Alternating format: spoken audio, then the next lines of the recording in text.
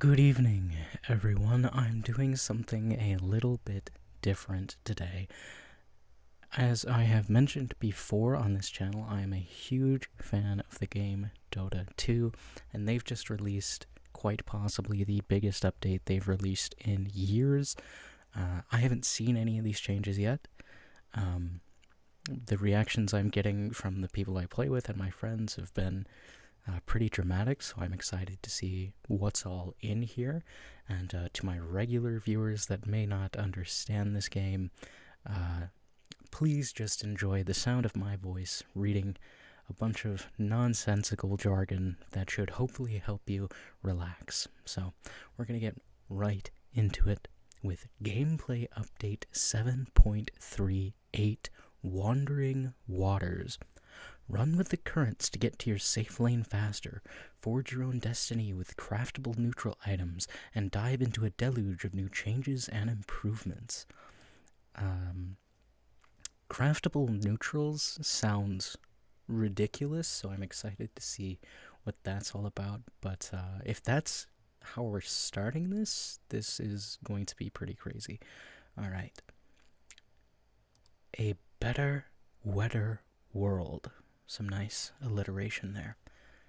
Or is that not alliteration? That might be something else. I don't remember. Dota's map-dividing waterway has always been little more than a watery line in the sand, separating the warring factions of Radiant and Dire. But the river has finally broken its banks, flooding up to the high grounds and reshaping the field and flow of battle. Okay, so we've got a number of different things here on the map. We've got the Tormentors, and it kind of cuts off there. That's annoying. It'll probably tell us as we scroll, if I had to guess, just like it does in normal updates. But we have the Tormentors down here at the bottom of the map where the Roche Pit used to be. The Roche Pit is now in the river. We have the old Roche Pit back, actually. I just noticed. This is the old Roche Pit. So it looks like we've got like a stream here between the safe lane and the mid lane. The lotuses have changed. Wisdom runes have changed. We've got, what is this? An evolutionary leap. The creep camps are also getting refreshed in Wandering Waters in the form of new amphibious creep types that evolve from Pollywog to Boglet to Croaker throughout the match. They look like catfishes. Or catfish? Is catfish the plural of catfish? I don't know. I think League has a mechanic kind of like this, where the creeps evolve into different things. I don't know. It's been a while since I played League, but let's scroll down and see if we can get some more insight. Here we go. The upside of the downstream. All these new waterways in the jungle aren't just an upgrade to the scenery.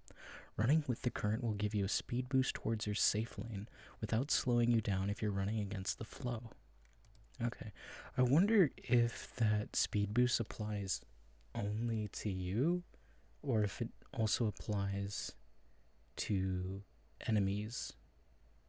Like, if they're coming to gank you, do they get the speed boost? That'll be interesting. I can't go and check right now because I'm on the website, but that is something that I'm interested in. We saw this one already. Mind the shrines. Wisdom runes have been relocated and replaced with shrines of wisdom. You can still snag experience for yourself and an ally, but now instead of plucking a rune off the ground, you'll need to stand in the shrine to earn the XP. The wrinkle? The shrine won't activate if there's an enemy hero in there with you. You'll have to earn a little privacy to bag the boon. Okay, that's really interesting. I don't know if that makes it easier or harder to get wisdom runes. It probably doesn't change it that much, and in all honesty, this is probably just a nerf to rune stacking. So if you're in lower MMRs, you'll need to be more active. Actually, yeah, that's probably why they made this change, is to make it more of a priority. So it doesn't just sit there and you can go get it whenever you want, because it doesn't sound like they stack this way. I would be shocked if they stack. this way, so that's probably why that was made. Blood in the water. As with wisdom shrines, you'll need to stand inside a lotus pool to collect its lotus. Enemies in the area will stop the pool from activating, so make sure you're swimming alone. Okay. Is this too... it's probably also for a similar reason to just stop them from sitting around all game and stacking up, if I had to guess. Roshan's relocation. Roshan's 2 pits have been relocated to the river with new layers near the 2 power runes. Roshan will spawn into the southern pit at the start of the match, but when Daylight decides it's time to make a move, he'll walk the total distance between the 2 pits, tossing around any units he makes along the way. He meets along the way, sorry. So that's really interesting. So if you're fighting for the bounty runes at the start, he'll just come out, start smacking you around. That's really funny. That'll be cool. I think that also makes it easier to know which pit he's in. Because, the higher MMRs know this, but when you watch lower MMR games, Roshan will just sit there all game. So, if they see him marching around mid lane, then they'll know. Transient Tormentor. Tormentors no longer spawn near each team's base. Instead, a single Tormentor will spawn at one of 2 locations in the corners of the map, depending on the time of day, which also means it'll always appear on the opposite side as Roshan. Okay. So they're trying to split up the objectives, I guess, which, that's something they've done in the past. So that's interesting.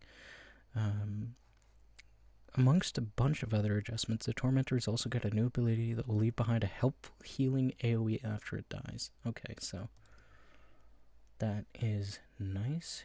The changing terrain. Okay, so we've got the ancient camp at the left side. By the top lane is now the wisdom shrine, it looks like. Okay, number 2, we have the old lotus pool. It's actually pretty similar to what it was before. There's new pathways in here, so that might, that's like the major changes. There's just new pathways here. It's not like super different. There's a couple more trees. Yeah, there's a couple more trees down here, but other than that, not a huge change. Number 3, this is I think this is a medium camp. Yeah, this is a medium camp by the safe lane, which is now the Roche pit, which is really interesting.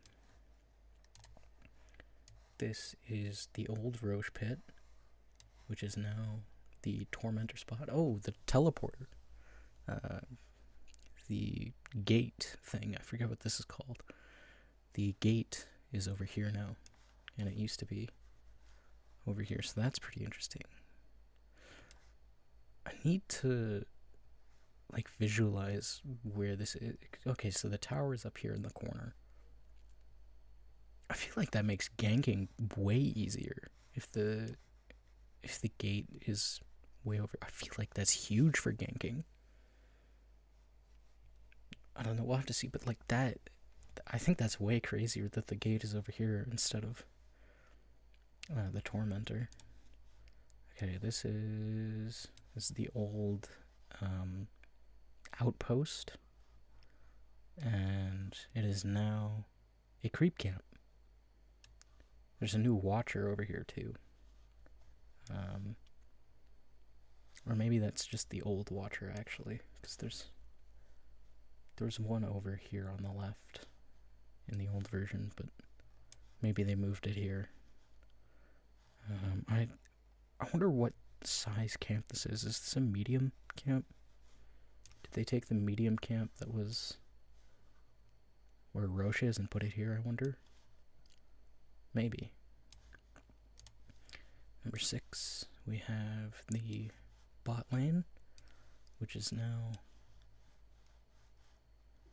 There's a waterfall in the bottom lane. Very nice. And then finally, this is another part of the second jungle down here, which is now flooded. So I wonder, like, if the number of creep camps has changed, because I've seen a couple of these now where there's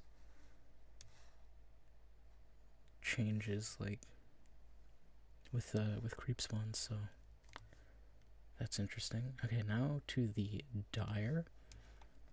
This is the old ancient camp, which is now a wisdom shrine, and there's a watcher. There's a watcher right there. And where there used to be a tree, there's no watcher. So that's really interesting. Obviously, it can't see up this hill, but that is really interesting that the watcher is here now. Dire side. Yeah, the wisdom, or the lotus pool really only changes aesthetically. The area itself isn't all that different. So this is where the old Roche pit was. That's why there's this big rock formation right here. This is to represent where the old Roche pit was, and now it's back. This is the old Roche pit. And these stairs over here got moved. These stairs are also different. But, like, functionally, is it all that different? I mean, there's no double high ground now. So that is a little interesting. But yeah, Roche is back. Here's the old Roche pit. Up in the top corner of the map, which is now a Tormentor. And the Twin Gate, that's what it's called. The Twin Gate is now moved forward. So I think that definitely makes ganking easier, especially on Dire safe lane. I feel like this would suck to deal with. So, like, if you're a support, you absolutely need to ward this, I think. This is where the old outpost was. It looks like they got rid of these outposts. Ooh. That looks really cool.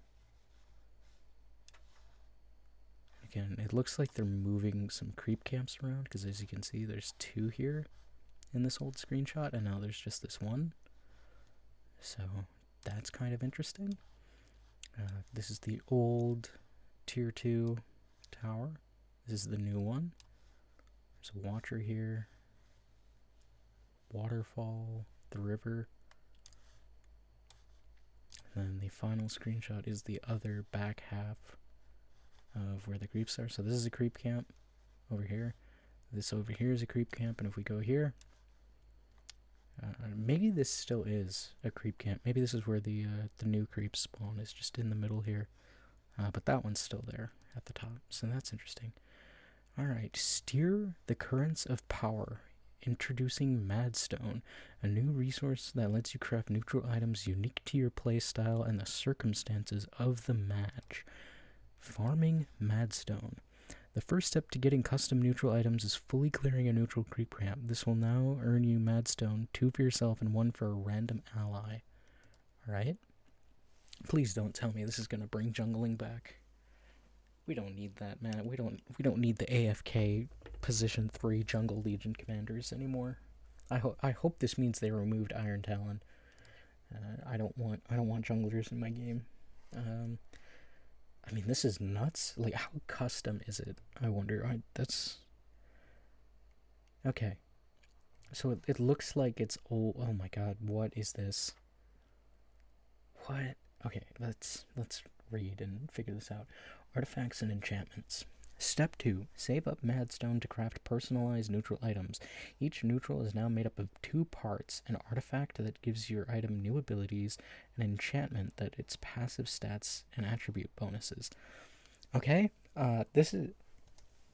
So, if you're watching this, and you are a League of Legends player, which some of you might be, and perhaps you're upset with the way that Riot has been handling their game lately.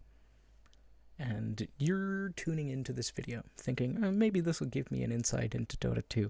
I would like to apologize in advance. This is ridiculous. Okay? This is... goodness gracious. This system alone, I think, would genuinely break the minds of League of Legends players. So that's fun. That's really fun. These are all items that have been in the game before. Essence Ring is an old one that's coming back, I can tell already. I wonder if these enchantments are like tied to the artifacts specifically. I mean, it would have to be, otherwise what's the point of having different ones? I don't know. Other than aesthetics, of course. This is wild, but so we've got Searing Signet. I think this is one that's been in the files for a while, and you have the 4 options here of plus 175 health, plus 4 health regen, plus 12 lifesteal, plus 8 spell lifesteal. So this is like the old Vampire Fangs, I think, is what this one is. This, I don't even know what this one was. This is the Orb, or whatever it is. Minus 30 attack damage, GPM bonus.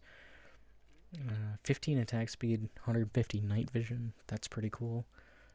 This is actually like half of this is from the old Vampire Fang. So they're splitting things up and moving them around. I think we'll see that more later. Oh, here we go. See who's crafting what. There are 5 tiers of artifacts and enchantments available at specific windows throughout the match. Check on your team's crafting progress and help clear out camps to spread the wealth. Alright, so let's see. Fully clear creep camps to earn Madstone for your team to craft neutral items. I'm seeing a lot of new stuff in there. I'm also seeing that the, what was this thing called? Tumbler's Toy is now at tier 4. Neutrals at a glance. Browse every combination of artifact and enchantment in the updated Neutrals tab while in-game. Spectators can easily see every hero's crafting history. Goodness, God in heaven. What is happening here? This is just so much to keep track of. I mean, it'll probably become second nature at some point, but okay, wait, so hold on. So he's got the Tumbler's Toy at tier 2, and then it's a tier 3, and then this guy's got the same one that okay, this is interesting. A full list of neutral item changes are available in the patch notes. Alright, so we will find out what's going on. Quality of life. Dive into an ocean of adjustments and improvements to gameplay and mechanics. Roshan timer. Hover over the Roshan timer next to the minimap for an extra hint on whether everyone's favorite neutral creep boss is still pushing up Scryweed in the Underhollow, or might have already returned topside. Okay, so I mean, they were slowly implementing this into the game. It was already in turbo mode, so this is just here now. I mean, there are timers in League of Legends, that I do know, for Baron Nashor and the dragons and stuff. I don't think this will work exactly the same way. I don't think it's gonna like openly broadcast that Roshan is back, because that would be kind of nuts.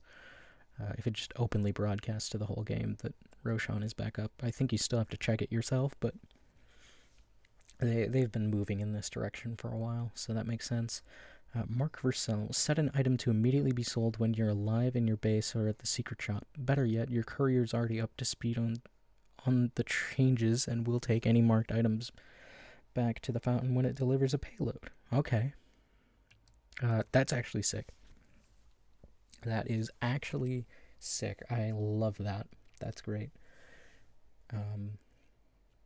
It just makes inventory management so much easier, because I always end up with like 3 things in my backpack, and I'm very bad at inventory management. So this is good.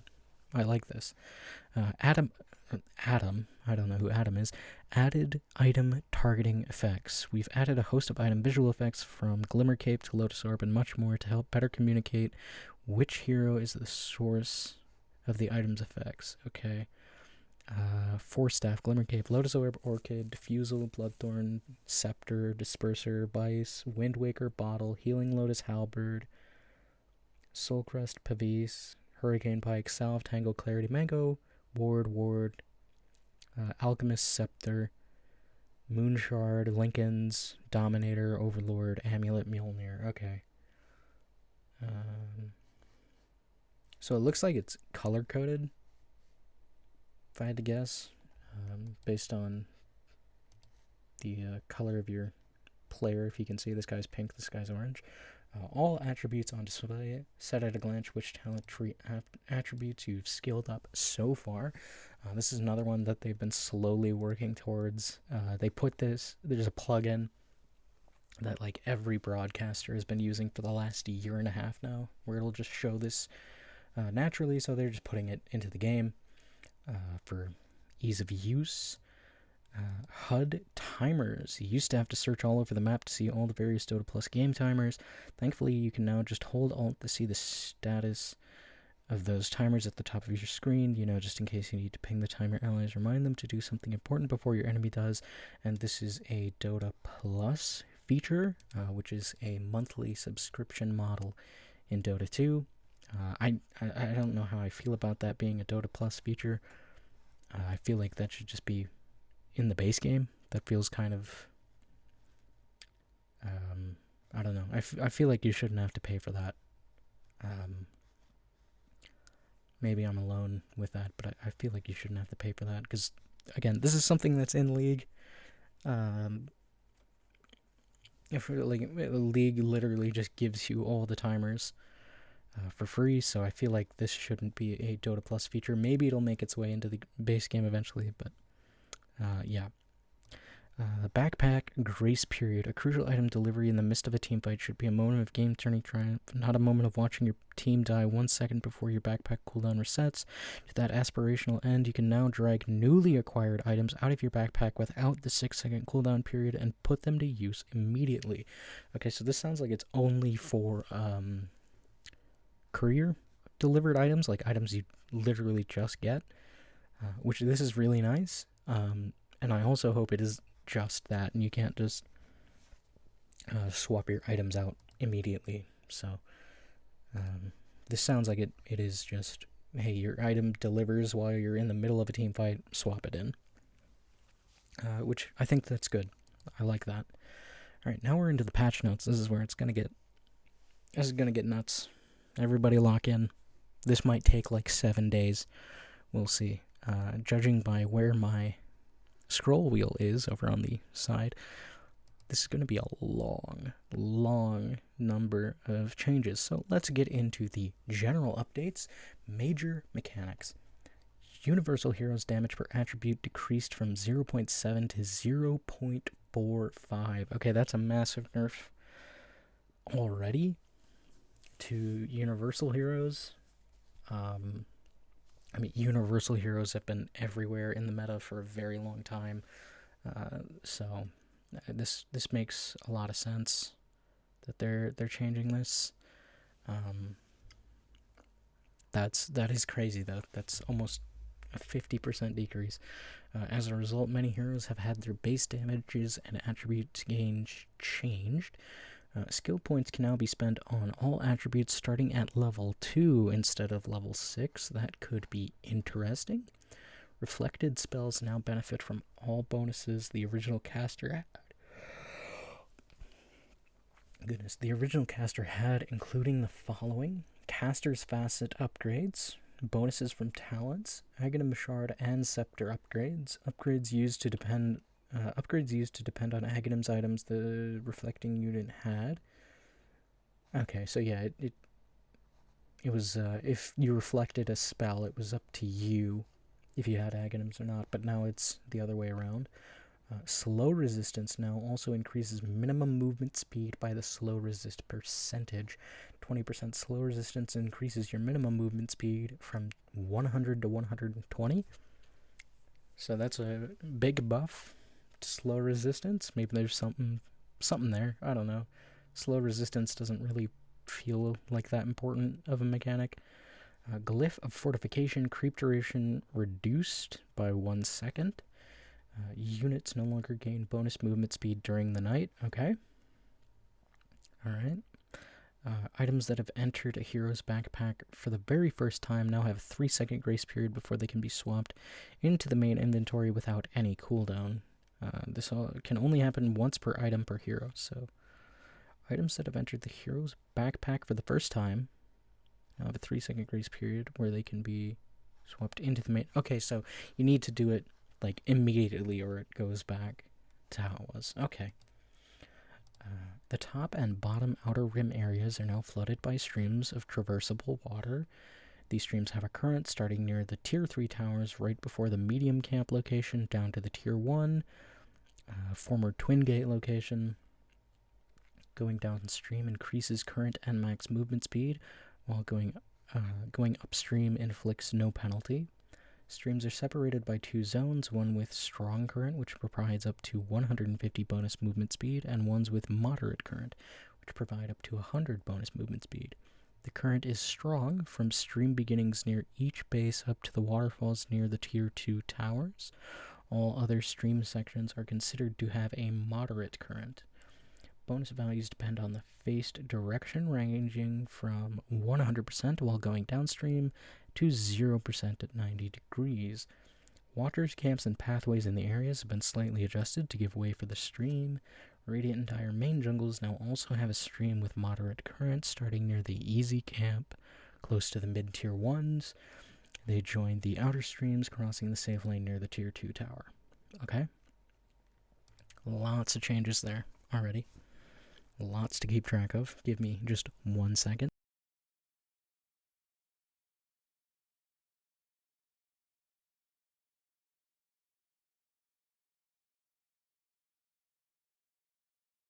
Okay, we're back.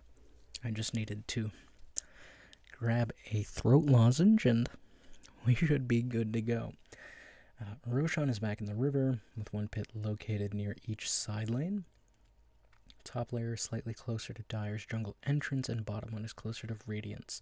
Only the active Roshan pit will show as a minimap icon. Okay. Roshan initially spawns in the bottom pit. Starting at 15 minutes, Roshan will follow the day-night cycle. Okay, so he's in the bottom pit until all the way to 15 minutes. That is crazy. I don't think we're going to see level 1 Rosh come back anytime soon, but that's pretty cool. Roshan will follow the day-night cycle, walking across the river towards the designated pit, top at night and bottom at day, just like it was before. Roshan no longer has bonus move speed while moving between pits, because it's a much shorter distance. Roshan now has basic 25% slow resistance and an additional 25% slow resistance when returning between pits. Okay, so you can't cheese it. Well, not easily at least. When running into a hero while moving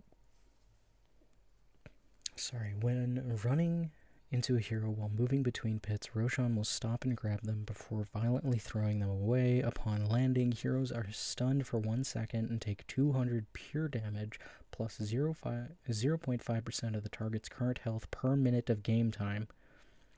So that's 30% at 60 minutes. Alright.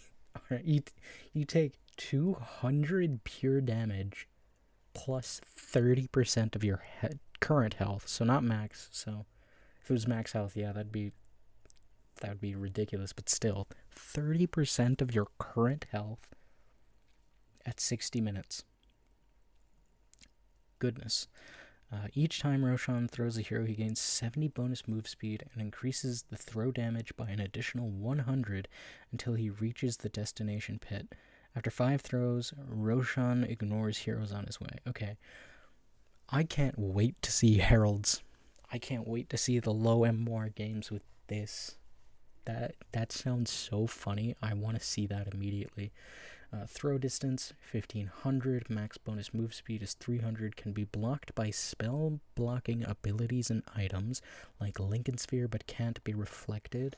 Heroes will be thrown away from Roshan based on their relative position to him. Okay.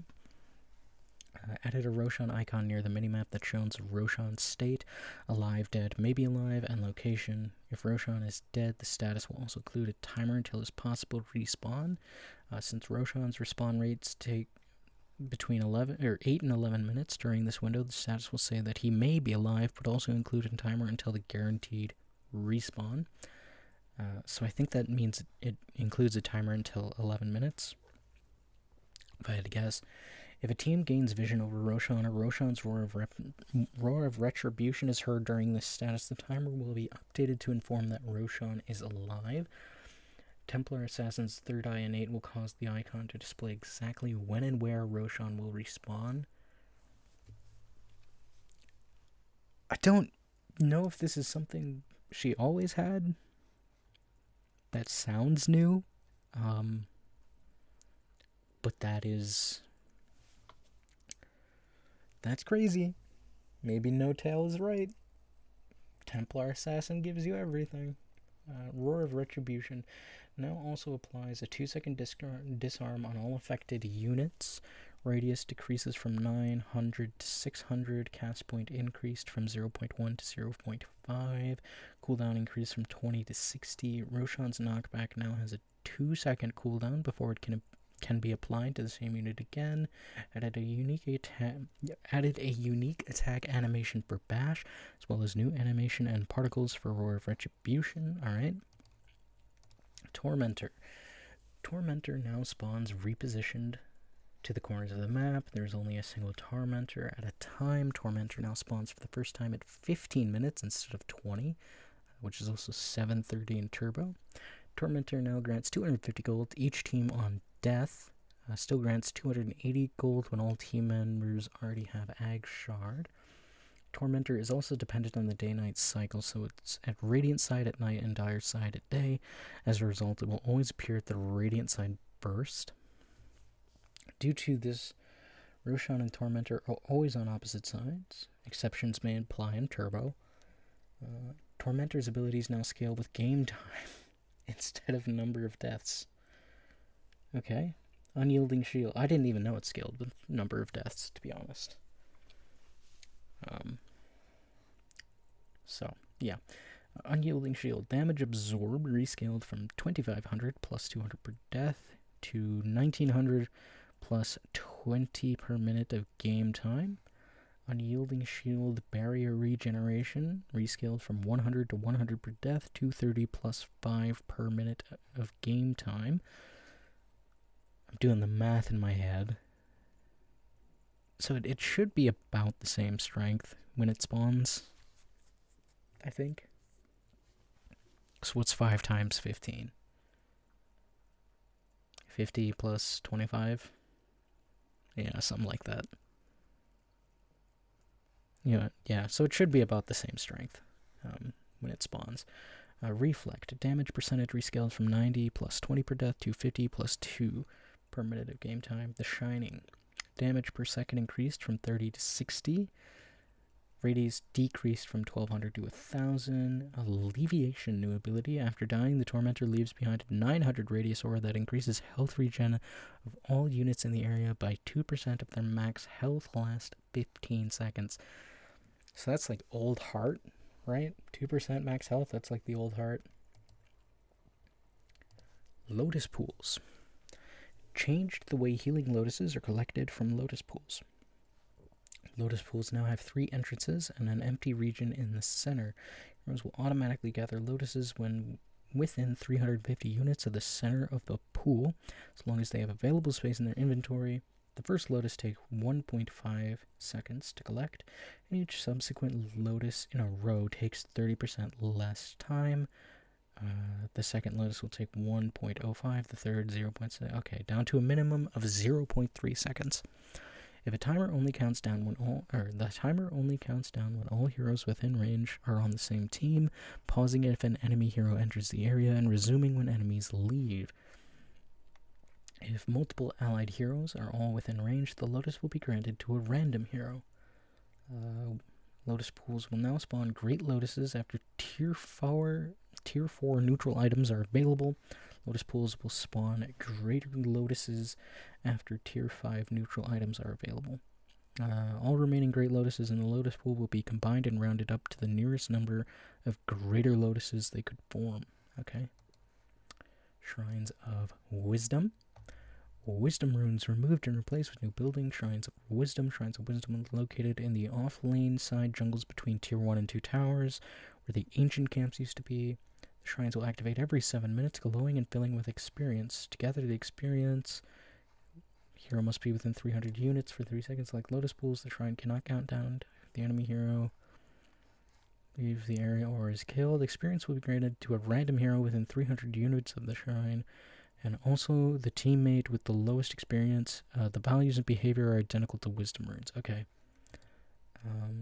Doesn't say anything about whether or not it stacks, but I assume it doesn't. Bounty runes spawn interval increased from 3 to 4 minutes. Gold provided after the initial set rescaled from 36 plus 9 per 5 minutes to 40 plus 6 per 4 minutes. I think they're better now. I think. I don't know. I can't do the math on that right now. Other terrain changes. The region-specific map buffs have been removed. Yeah, nobody really cared that these existed. Corner outposts have been removed, like I suspected. The twin gates have been repositioned to the corners of the map on a new high ground area near tormentors, touched up the map in general, slightly adjusted neutral cramps, trees, and cliffs. We have an entire page dedicated to lifesteal, so this will be fun. Not like lifesteal has been changed so much over the years. Alright. Individual abilities no longer have special rules about how lifesteal works in different situations. Heroes versus creeps versus illusions, damage types, etc. Lifesteal mechanics are now consistent across every ability. Okay, so that's why they're changing it. They got sick of reworking it all the time. Lifesteal applies to physical damage from attacks and is reduced by 40% when damaging non-heroes. Spell lifesteal now applies to physical damage from spells and magical damage from spells or attacks and is reduced by 80% when damaging non-heroes. This is probably a good thing. I don't remember what it was before. I think it was only 40% for spell lifesteal. But yeah, this made Bloodstone on shit like Bristleback and Leshrac just cancer for a long time. So, that's nice. Neither lifesteal nor spell lifesteal applies to pure damage. Okay, that's also probably a good thing. Holding Alt while looking at items that provide lifesteal or spell lifesteal will show the lifesteal percentages for attacking and casting spells. And targeting creeps versus heroes. The following sources and targets do not provide any lifesteal. Attacks that do not proc attack modifiers. Cleave, Luna. Okay. So you can't lifesteal off of Cleave. I don't think you could before, but that's interesting. Attack damage against wards, buildings, or couriers. Spell damage against illusions, wards, buildings, or couriers. This is a huge buff to PL, actually. Reflected damage, so like Blade Mail. You can't heal off of Blade Mail. Yep. Spells that remove health instead of dealing direct damage. So I think, what is the only source of HP removal in the game? Like, Necro E,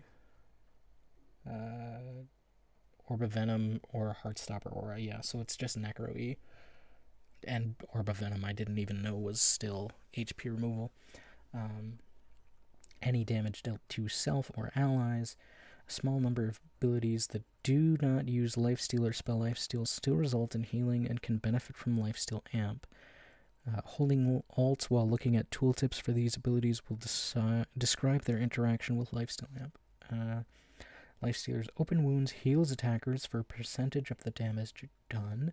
Lifestealer's Feast heals for a percentage of the target's max health. Meepo's Ransack heals all Meepos a flat amount for each strike. Okay, so it's It's just this is all not lifesteal. Alright? Here we go. This might take 6 days just to get through. Neutral creep updates. Neutral creep camps that reside within a stream are considered flooded camps. Flooded camps are populated with new amphibian neutral creeps. These camps are the easy camp on the rim between Tier 1 and Tier 2 towers. I think I know where that is.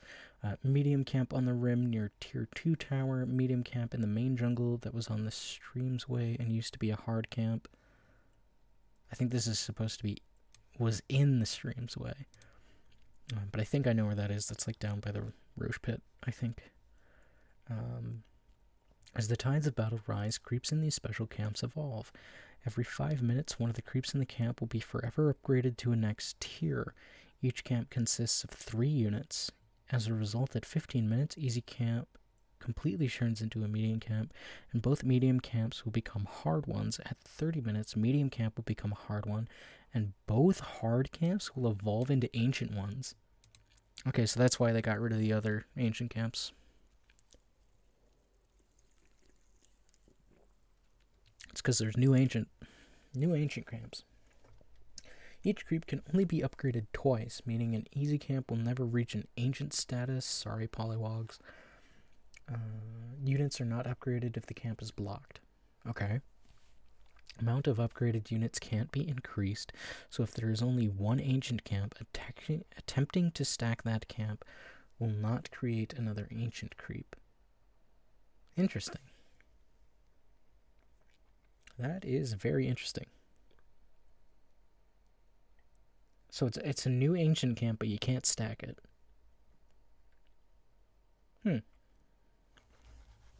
That is very interesting. These camps consist of the following creeps. Easy camp is 3 polywogs, average bounty of 54 and 90 experience. Medium camp is 2 boglets and a marsh mage apprentice, which has an average bounty of 81 gold and 126 experience. Hard camp is 2 croakers and a marsh mage, which has an average bounty of 117 gold and 165 experience. And ancient camp is 2 ancient croakers and an ancient march mage, which has an average bounty of 163.5 gold and 312 experience. So, let's see, what are these things? We have the Polywog, which sounds like Poliwag from Pokemon. New level 2 melee creep, 400 health, 200 mana, 270 move speed, 19 to 21 damage, 1 armor, and 0 magic resistance. So, yeah, these guys are getting rocked. 17 to 19 gold and 30 XP. Riverborn Aura. All allies within 1200 range receive bonus move speed and an outgoing damage bonus for the same number, as long as the aura owner is in water. Interesting. The Boglet, a new level 4 melee creep with 700 health, 300 mana, 22 to 24 damage, 290 move speed, 2 armor, 0 magic resistance, 25 to 29 gold and 42 XP. Arm of the Deep active ability. Send out tentacles in the target direction, stunning enemies for 0.8 seconds, dealing 80, 100, 120, 140 damage. Range 275, mana cost 40. This actually sounds like a sick one to steal on Doom. Am I wrong about that? I mean, that sounds sick for Doom. Arm of the Deep. Neutrals will cast this ability on the closest enemy if there are 3 or more enemies within 550, which is 2 times the ability's cast radius. After that, all copies of this ability on other neutral boglets within 1200 range are put on a 5-second cooldown. And it also has the same aura as the Polywog. Interesting. Then we have the Marsh Mage Apprentice. New level 4 ranged creep, 700 health, 300 mana, 24 to 27 damage, 290 move speed, 250 attack range, 2 armor, 0 magic resist, 25 to 29 gold, 42 XP. Water bubble small creates a barrier bubble that protects the target from 100, 120, 140, 160 magical damage for 10 seconds. Cast range 550, mana cost 90, cooldown 16. Neutrals will cast this ability on a random ally that is below 50% health. It has the Riverborn aura as well. And then we have the Croaker, which is a new level 4 melee creep, 900 health, 350 mana, 41 to 46 damage, 300 move speed, 3 armor, 0 magic resist, 37 to 41 gold, 55 XP. Tendrils of the Deep sends out tentacles in a cone shape in the target direction, stunning enemies for 1.2 and dealing 120, 140, 160, 180 damage, range 300. Mana cost 50, cooldown 18. This also sounds like a sick ability for Doom to Steal. We'll cast this ability on the closest enemy if there are 3 or more enemies within 600 range. After that, this ability on all other neutral croakers within 1200 range is put on a 5-second cooldown, Riverborn aura as well.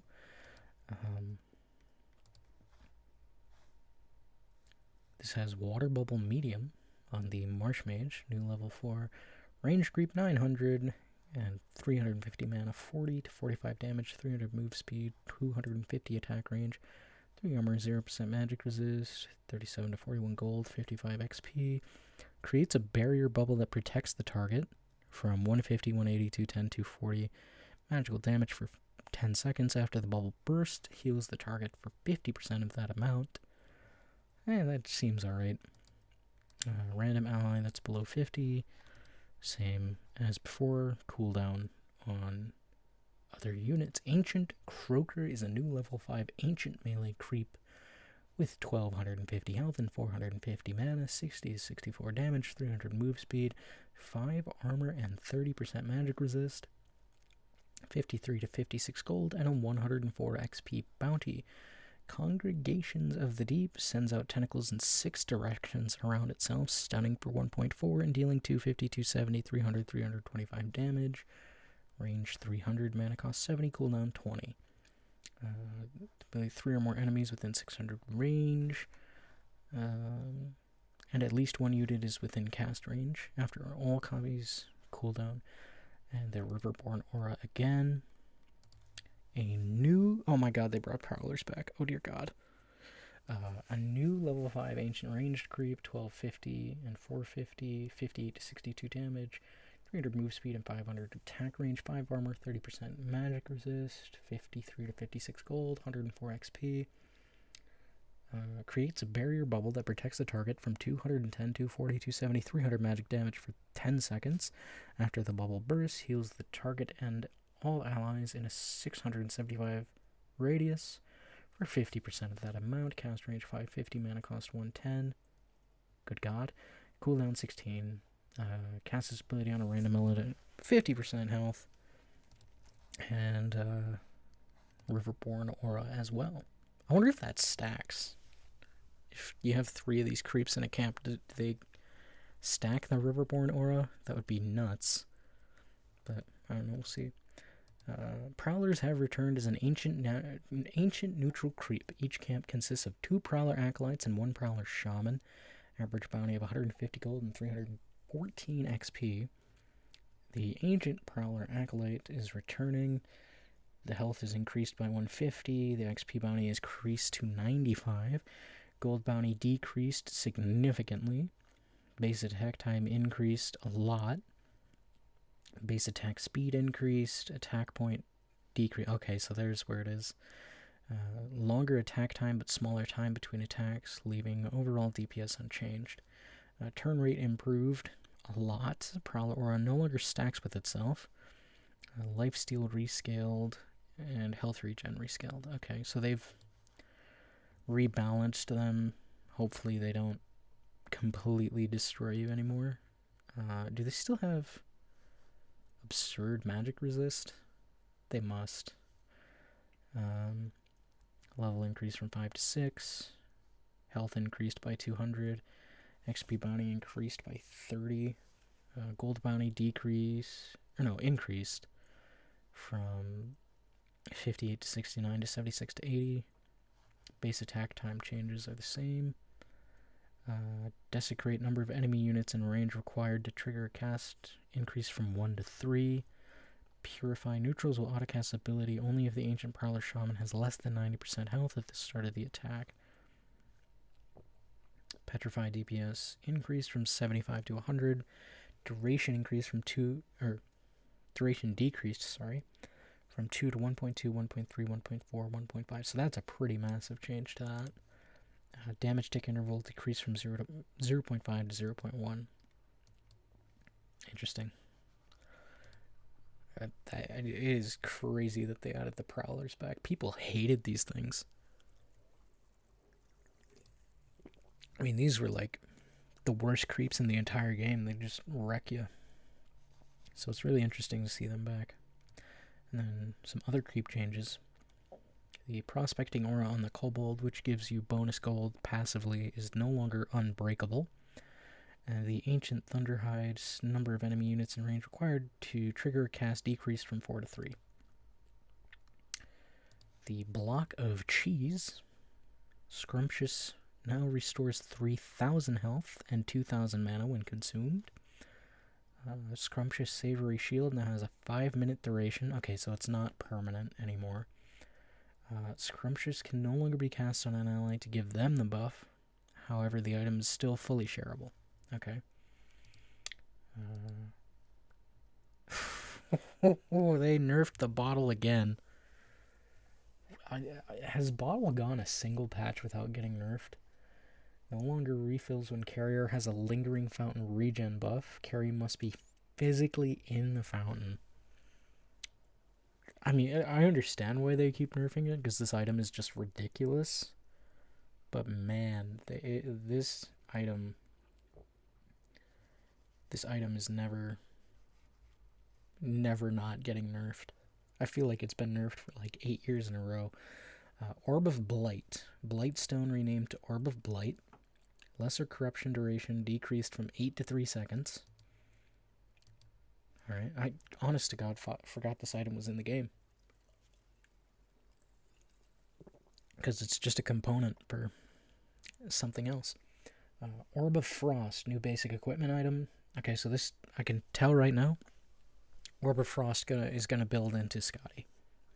I can tell right now. New basic equipment item costs 250 gold, provides no bonuses. Passive Frost. On attack, slows the enemy by 13% if the target is ranged, and by 5 if the target is melee. Reduces incoming healing by 13%, duration 3 seconds. So what is the point of Orb of Venom then? Cost increased by 100. Poison attack now has 9-second cooldown. Poison attack no longer slows movement speed. Poison attack damage per second increased from 2 to 10. And poison attack duration increased from 2 to 3. So if I had to guess, Orb of Blight builds into Desolator. Orb of Frost builds into Scotty. Orb of Venom builds into Witchblade. If I had to guess. That's my guess. Sentry Wards got buffed. Restock time decreased by 10 seconds. True Sight radius increased by 50. Not a huge buff, but a buff nonetheless. Added a visual indicator over the caster of the smoke, thank God. I don't know why that wasn't part of that in the first place. Running around trying to find the guy that has the smoke deceit buff is annoying. Windlace cost reduced from 250 to 225. Movement speed bonus decreased from 20 to 15. That's fine. Recipe changed on Abyssal Blade. Now requires Skullbasher, Sange, and a 1275 gold recipe. Total cost is unchanged. Used to require Skullbasher Vanguard and a 1675 gold recipe. Now provides plus 35 damage, 26 strength. Good God, that is a lot of strength.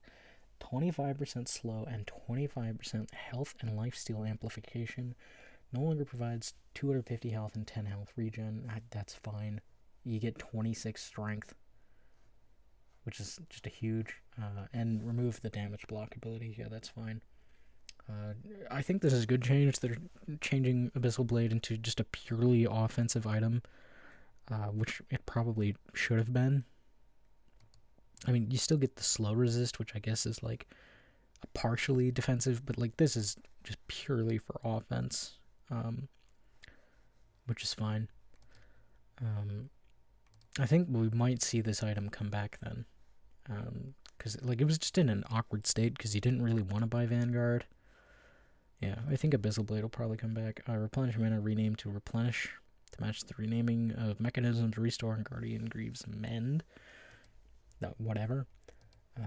Battle Fury recipe changed. I've been waiting for this, to be honest. Now requires the second broadsword instead of a claymore. Recipe cost increased from 450 to 600. Total cost decreased from 41 to 39. Battle Fury has not been in the best state.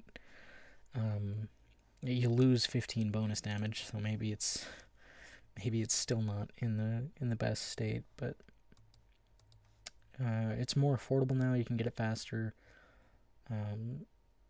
One of the problems with it was just way harder to get than other farming items. Like, everyone would go for Maelstrom. Well, not everyone, but a lot of heroes were going for Maelstrom or Yasha for farming, and Battle Fury was just kind of left behind for a long time. So maybe this will bring it back. Who knows? Bloodstone no longer provides plus 75 AoE radius increased. Blood Pact now applies a basic dispel on cast. Okay. I think that's fine. I think that's mostly a lateral move. Soul Rend True Strike on the silenced target is now limited only to the item owner and their controlled units. Bonus damage is still applied for all attacks against the target, but True Strike doesn't affect your allies anymore. So this is a nerf to Broodmother, like 100%. This is just saying stop abusing this on Broodmother. It's a nerf to PL as well, but PL was already not very good. Soul Rend Silence visual above effective target is now tinted red to better distinguish Bloodthorn Silence from other sources. Goodness. Bloodthorn's Silence from other sources of silence. Thank God. That was needed a long time ago. I'm glad they're doing it now. Boots of Bearing total cost decreased by 50 due to Windlace cost decrease. Drums of Endurance total cost decreased by 25 due to the Windlace cost changes. Endurance no longer uses charges. That was probably on its way for a while when they added Boots of Bearing. Endurance cooldown increased by 15 seconds. Endurance bonus attack speed decreased by 10. Swiftness or movement speed bonus decreased from 20 to 15. So you don't have chargers anymore, but it's a little bit weaker, but you can use it more often. So honestly, this is probably you can probably get this on heroes that buy arcane boots now, because it doesn't have charges. You're not forced to build Boots of Bearing. That's interesting. Ethereal Blade, Ether Blast primary attribute multiplier for universal heroes decreased by 15%. Total cost. It's kind of a whatever change, I think. I can't think of universal heroes that were buying this. Everyone I'm thinking of that buys this was an int hero. Maybe it was Nyx Assassin a universal hero buying this? I don't even remember if Nyx Assassin was a universal hero. I don't play that hero. Visage maybe was buying. If Visage was probably buying this, but I don't play Visage, so I don't know. Yule's Scepter decreased cost, decreased cost to the Windlace reduced by 25. Ladies and gentlemen, I called it. Recipe changed on the Eye of Scotty. Now also requires Orb of Frost for 250 gold. The recipe cost is decreased to reflect it. The total cost is unchanged. But yeah, they just added it as an item for Eye of Scotty. How much does it matter? I don't know. You could maybe buy Orb of Frost on Dusa, I guess. I don't know. Feels like a weird change, but it's a change nevertheless. Transmute now grants a Madstone bundle when used on a neutral creep. I wish they said how much that bundle was worth. But just vaguely, you get a bunch of this new mechanic on Midas instead of a neutral item, which is fine. Heaven's Halberd reworked. Requires Vanguard. Okay, so this is where they're putting it. Vanguard Crown, Ring of Regen, and a 275 gold recipe. Total cost 2,600. Provides 275 health, 6 health regen, and 5 to all attributes. So they swapped Sange from Halberd, put it on Abyssal. So that is interesting. I mean, I think this is better in the long run. You still have to go to the secret shop to build it, because you have to go to the secret shop for Vanguard. Plus 6 health regen, plus 5 attributes. It also gives you the damage block from Vanguard and the disarm from Halberd. So I think this is a good change, actually. I think it makes it a way better item. Like, sure, you're not getting the evasion, but, like, I mean, this is a pure utility support item now, which I think is better. So, we'll see. Gleipnir has been reworked again. Shocker. No Maelstrom is interesting. Recipe change. Now requires a point booster instead of Maelstrom. Recipe cost increased from 550 to 1100. Total cost decreased from 5750 to 4550. So they're making this a pure utility, right? Now also provides 75 AoE bonus and 200 mana. Yeah, they're making this pure utility. Health bonus increased from 275 to 450. Intelligence bonus decreased from 24 to 15. So yeah, this is Eternal Chains no longer deals damage. Eternal Chains radius decreased from 350 to 275. Effective spell radius unchanged due to items inbuilt AoE bonus. Eternal Chains mana cost decreased from 200 to 100. And the Chain Lightning is gone. So yeah, this is a pure support item now. This is no longer you stick it on a Wind Ranger or Hoodwink or Weaver or Lena. This is pure utility, pure support now. I mean, you still get like a little bit of damage for int heroes, but yeah, it's no longer a screw you item, which is probably a good thing. So, oh yeah, I was right again. Recipe changed. Now requires Gloves of Haste, Cloak, Orb of Venom, and Cornucopia. Total cost decreased from 2825 to 2800. Used to require Oblivion Staff, Cloak, and a 400 gold recipe. So if you'll remember, some time ago, I had said they were going to put the Frost Orb on Scotty, Orb of Venom on Mage Slayer, and Blightstone on Desolator, and that's exactly what they did. You can call me the Dota 2 balance team. I saw this coming. No longer provides plus 10 intelligence, now provides plus 5 health regen and plus 8 damage. Attack speed bonus decreased from 45 to 30. I don't really know how this changes how it's used. I mean, it's not going to be bought on intelligence heroes anymore, probably. It's probably better. Like, a Tidehunter probably likes this better because of the regen. I don't know. This one's hard. I don't know if Ember Spirit still buys it. I mean, he probably does because it's still really good. The attack speed is lower, yes, but you get 5 health regen and 8 damage. It's hard to say. I think this is... It's really hard, actually, to tell what's happening with this one.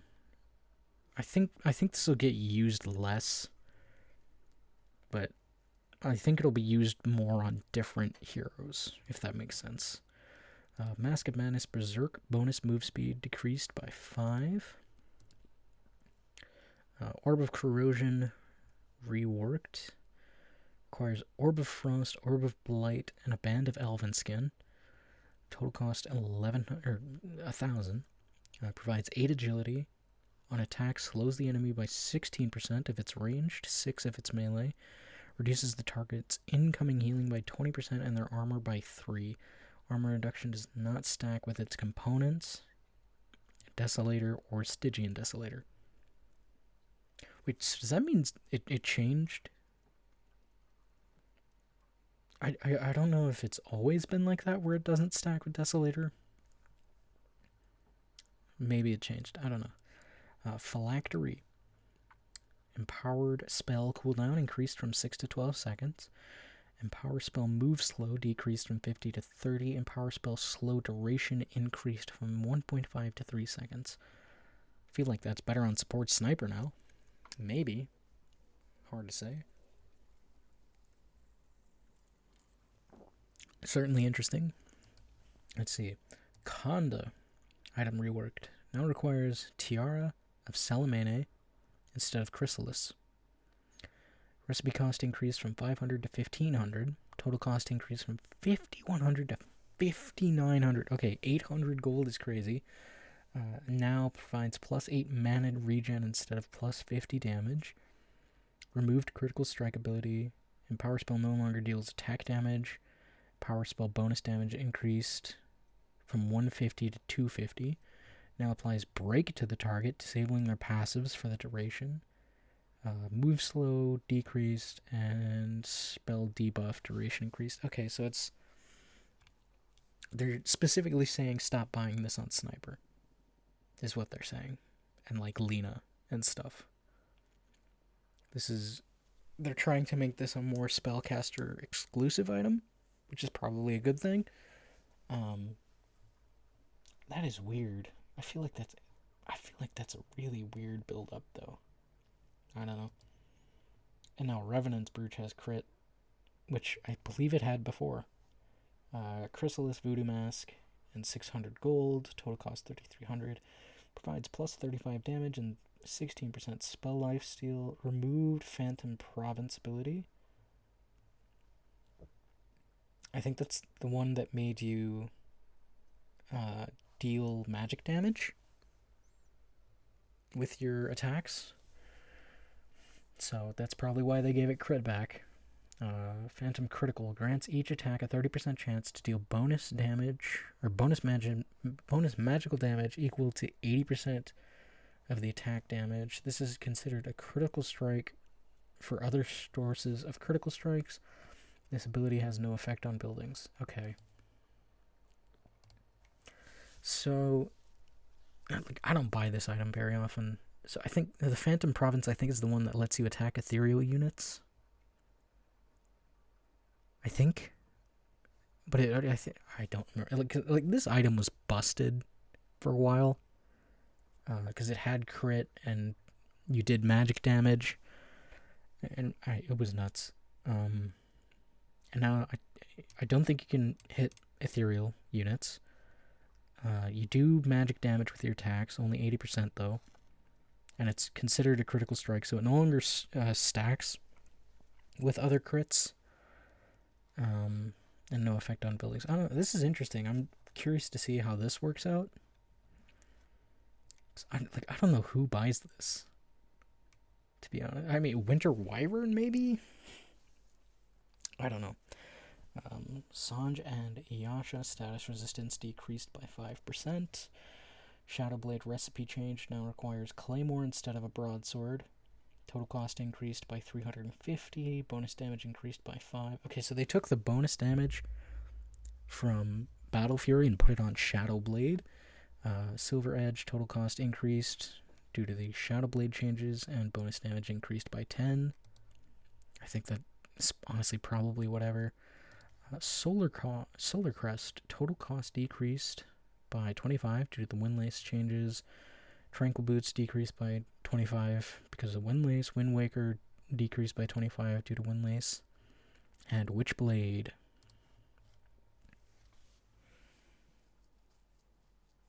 There's the Orb of Venom on the Witchblade. I am actually a genius. I'm actually genuinely a genius. I saw it coming the second they added that Frost Orb. Witchblade has Orb of Venom. Blightstone on whatever. Now this. So yeah, saw that coming. Alright.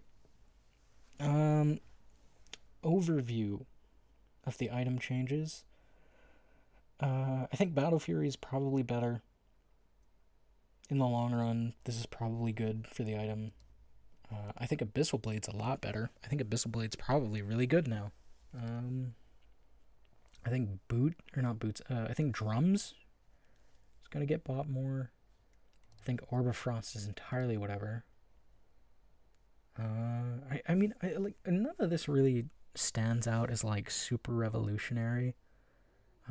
But I mean, we'll see what heroes start by. Like, Revenant's Purge could be something crazy. We'll have to see. And Conda could be nuts, but we'll have to see. Like, off the top of my head, looking at it, it doesn't seem like super crazy stuff in there. So, neutral items. This is gonna get nuts. We are still on the items, and I've been here for like an hour, I think. I don't even know. I don't think anyone knows. But here we are. Neutral item changes. Neutral creeps no longer drop neutral tokens. Neutral stash has been removed. Neutral items can no longer be dropped or moved to the hero's backpack. When available, fully clearing a neutral creep camp provides the player with Madstone. Collecting enough Madstone allows the player to craft a neutral item by selecting one artifact and one enchantment. Obtaining Madstone, fully clearing a neutral camp, provides Madstone for the killing player's team. The player who collects the Madstone receives 2, and 1 is given to a random teammate. Clearing an ancient camp provides 3 to the killer, and 2 are split between random teammates. Dropped Madstone is automatically collected if there are no enemy heroes within 800 units, and there is an allied hero within 1200. Dropped Madstone automatically expires after 20 seconds. Okay. Otherwise, they're left on the ground when creep died and can be collected by either team. Okay. If the player who collects the Madstone is already at their limit, more info below. All their Madstone is also evenly split between teammates. God damn it, we're gonna see junglers. Oh dear God. Item tiers. Neutral items are now composed of 2 parts, artifacts and enchantments. Artifacts are the ability of the item. Okay, that makes sense. It can be passive and or active. Enchantments provide passive stats and attributes to items. Similar to the previous neutral item system, items are arranged by tiers. Each tier is only available past a specific point in time. More info below. What on earth could this possibly have needed to be here for? If it's right here, I don't know. Okay, more info below. Each artifact belongs to a single tier. Enchantments have multiple levels and can be found in multiple tiers. Okay, that's interesting. When crafting, players are given the choice of 4 artifacts and 4 enchantments, and choose one of each. Artifacts will provide 3 options from the current tier, and the last option will be able to keep the current artifact. Oh, okay. So you get 3 new. You get 4 at tier 1. I assume. Because you get 4 options. You get 4 at tier 1, and then every tier subsequently you can change it or keep it. Okay? Artifacts will provide 3 options from the current tier, and the last option will be able to keep the current one. For tier 1, players are given 4 random choices. Okay, yep. Enchantments will provide 4 options from the current tier, with no option to keep the current enchantment. Given that enchantments exist across multiple tiers, it is possible that players can get the same enchantment multiple tiers in a row, but it is not guaranteed. Okay. Crafting a neutral item replaces the existing neutral item if there is one. Players must craft a tier 1 neutral item before they can craft a tier 2 neutral item, and so on and so forth. Crafting a tier 1 neutral item takes 5 Madstone. 2, 3, 4, or 5 neutral items takes 10. Tier 5 neutral items can be recrafted for an escalating 10 Madstone cost. You can recraft that? Oh my god, if we get 80-minute games... this is crazy. Super late game Dota is going to be so fun now, if it ever gets there. The first time a tier 5 neutral item is recrafted, the cost is 20, then 30. Okay, yeah. Players are limited in the amount of Madstone they can obtain at any given point in time. At specific intervals, the limit will increase enough to allow the player to craft the next tier of neutral items. The start of the game, the Madstone cap is 0. At 5, the cap is increased to 5, then 15, 25, 35, 40, and at 70, the Madstone cap is removed. Late game Dota is going to be so fun. Madstone availability times are halved in Turbo. Tier 1s are available at 2 minutes. I might have to go play some Turbo just to try this out. Collecting Madstone results in 3 Madstone for the player and 2 for the team in Turbo. Okay, so it's just the... it's just like killing an ancient. Alright, so... list of neutral artifacts. This is... good heavens, we're going to be here for who knows how long. I can feel my throat drying as we go through this. I don't know how Purge does this. Not a clue. The man must be trained. You know, some serious training. Alright, Mana Drought. Tier 1 neutral artifact. Activate. Restores 60 mana. Plus 2% of the caster's max mana over 6 seconds. Taking damage from an enemy hero in Rashad ends the effect early. Can be shared similarly to Bottle, with the effect still dependent on caster's mana. This is nuts. This is crazy. This is absurd. This is an infinitely repeatable clarity. What the hell is this? This is crazy. This is one of the most ridiculous things I've ever seen. Like, genuinely. Maybe I'm overreacting to this, but this is an infinitely repeatable clarity for free. What? I mean, it's half a bottle for free. What the... dude. That is nuts. That is actually nuts. Like, I can't believe that. Anyway, we gotta get through this. Occult Bracelet is a tier 1 neutral artifact. I think it was a tier 2 before. Rites of Estelar. Each time the wearer is attacked, they get a stack of 0.4 mana regen up to 5 stacks. Stack lasts up to 5 seconds. So it's the same effect it always had, basically. Orba's Destruction, I think, was a tier 3 and now a tier 1. Attacks reduce the target's armor by 2 and slow their movement speed by 10 if the wearer is melee. 5 if the wearer is ranged, lasts 5 seconds. Pigpole, tier 1 neutral artifact. This was tier 2 before, I believe. Turn your hero into a critter for 4 seconds and give them 15% movement speed. So it's the same effect as before. Polywog Charm. Increases an ally's health regen by 8 for 10 seconds while in water. The blessed unit also moves 10% faster. Okay. Ripper's Leash. Embed thorns into all enemies in a 200 AoE. For the next 10 seconds, when they are attacked, they take additional physical damage. Hero attacks do plus 12 damage. Non-hero attacks do plus 4. Cast range 700. No mana cost. Cooldown 30. Interesting. Spark of Courage. This was a tier 2 before, tier 1 now. Provides plus 10 damage when the hero is above 50% and plus 5 armor when they are below. So it's the same effect it had before, just lower values. Trusty Shovel. This was a tier 2 as well, I think. Channel for 1 second to dig up a bounty rune, healing salve, or enchanted mango or cobalt. Digging in a river always digs up a water rune. Cast range 250, no mana cost, cooldown 60 seconds. It's the same shovel as it's always been. Brigand's Blade is back. I remember this thing. Wielder's attacks deal 3 more damage to enemies for each 5% missing health. Alright. It's pretty cool. I don't know if that's the same effect it always had, but I don't think it is. But Brigand's Blade is back. Essence Ring is also back. I think this was a tier 3 before. Increases current and maximum health by 240 for 15 seconds. They removed this because it used to be an insta-heal, and it was absolutely broken on IO. So now it just increases your health instead of healing you. Gossamer Cape, this was a tier 1, I think, and is now a tier 2.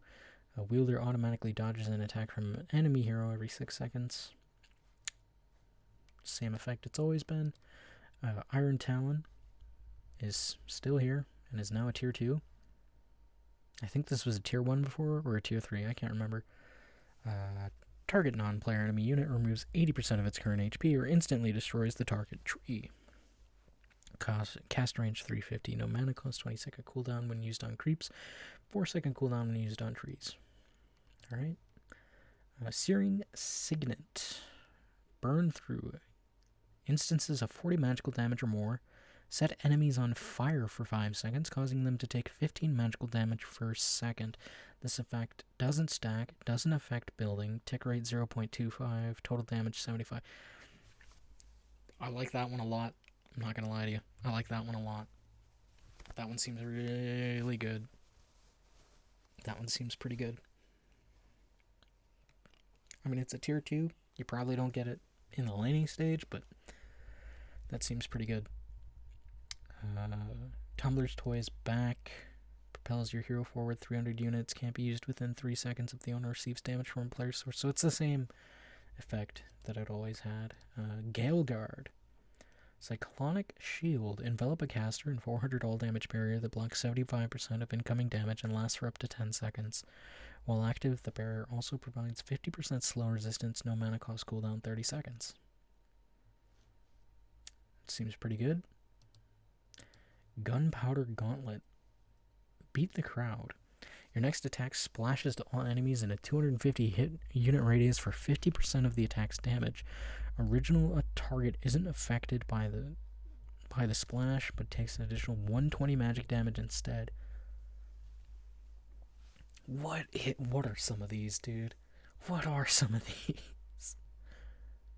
Wow. I like that one a lot. Nemesis Curse is now a tier 3. I think this was a tier 2 before.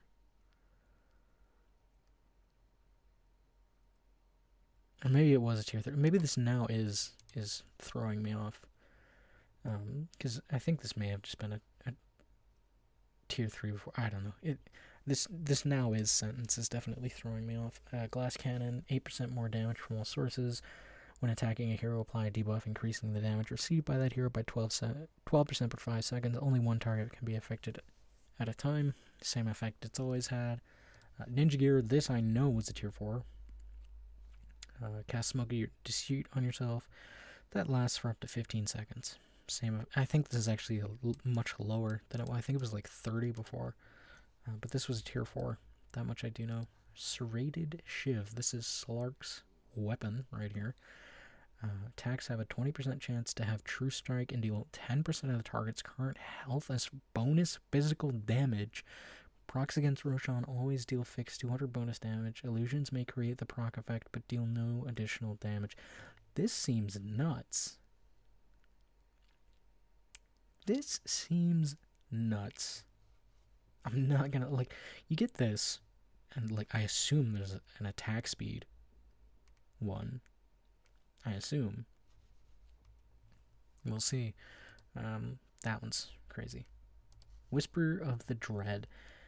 Equipped hero has their daytime vision reduced by 15, but their spell damage increased by 10. Same effect it had before. Ceremonial Robe lowers enemy status resistance by 10 and magic resistance by 10 in a 1200 unit radius. Same effect it had before. Crippling Crossbow. Hit an enemy for 75 damage, then slows their movement speed by 80% and reduces their health restoration by 40 for 4 seconds. Slow fades over the duration of the debuff, while the health restoration penalty is constant for the duration. Okay, so it's an active ability. I thought this was just you hit a guy and... Okay. Cast range 600, mana cost 75, cooldown 12. That seems pretty nice, I can't lie. That one's pretty nice. Magnifying Monocle. Oh, this brings Keen Eye back.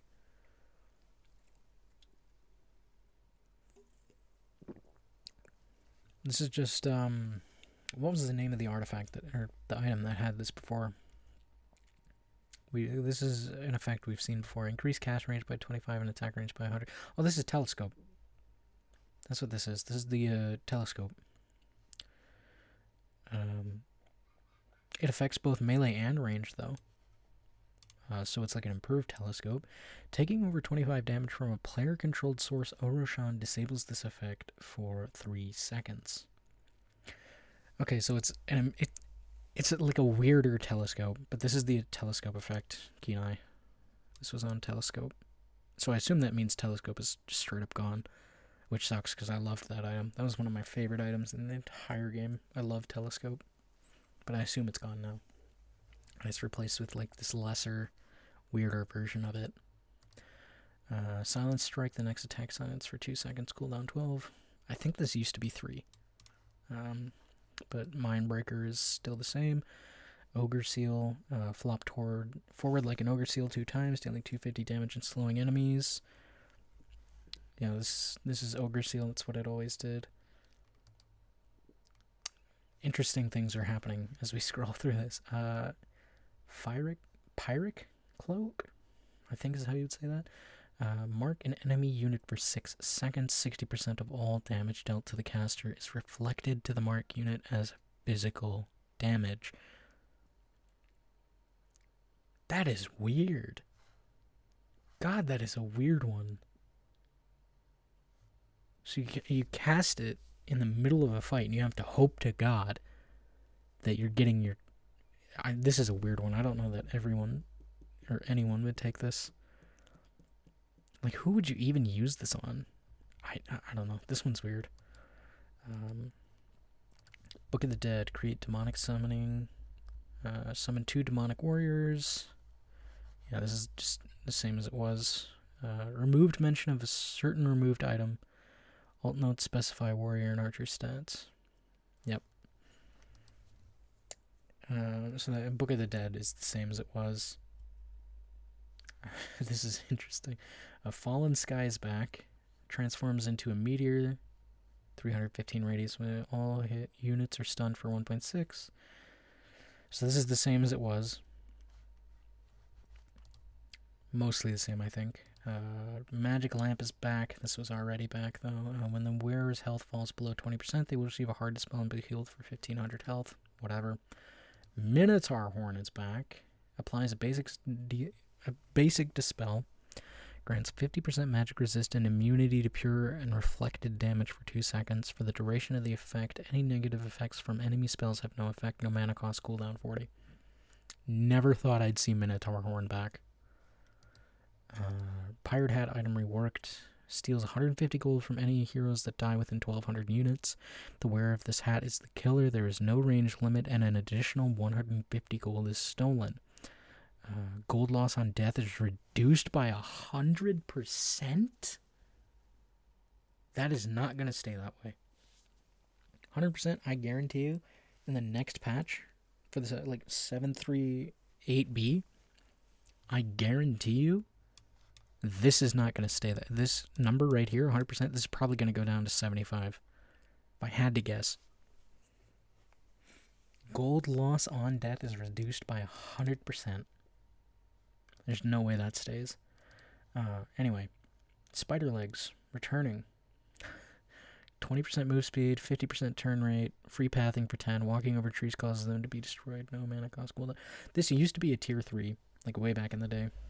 This was a nuts item back in the day, and it's back. I wish I could see what's all been removed, though. I mean, I could probably go see in-game later, but it'd be interesting. Stygian Desolator.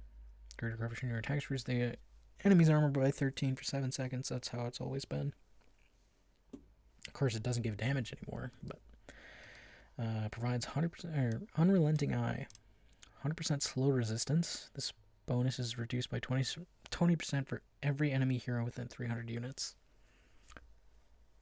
I don't think anyone's ever going to use this thing, but we'll see. Alright, list of neutral enchantments. Tiers 1, 2, 3, and 4, you can get Alert, which gives attack speed and night vision. Doesn't actually seem too bad. Brawny at 1, 2, 3, and 4 gives health and health regen. Alright. Pretty simple stuff so far. Mystical gives mana regen and magic resist. Very nice. Quick End gives move speed and mana. Tough gives damage and armor. quite a good amount of it too, which is available at 1, 2, 3, and 4. So all of these right here, these are like the basic, teaching you, how to play this new mechanic. That's what these are. These are like the basic, everyone gets one of these 5, basically, at the start. These are your starter mechanic. This is this new thing we've introduced, just a little bit of this, a little bit of that. I assume now we're going to get into the weird ones. So, Vast, available at tiers 2 and 3, plus attack range is certainly interesting.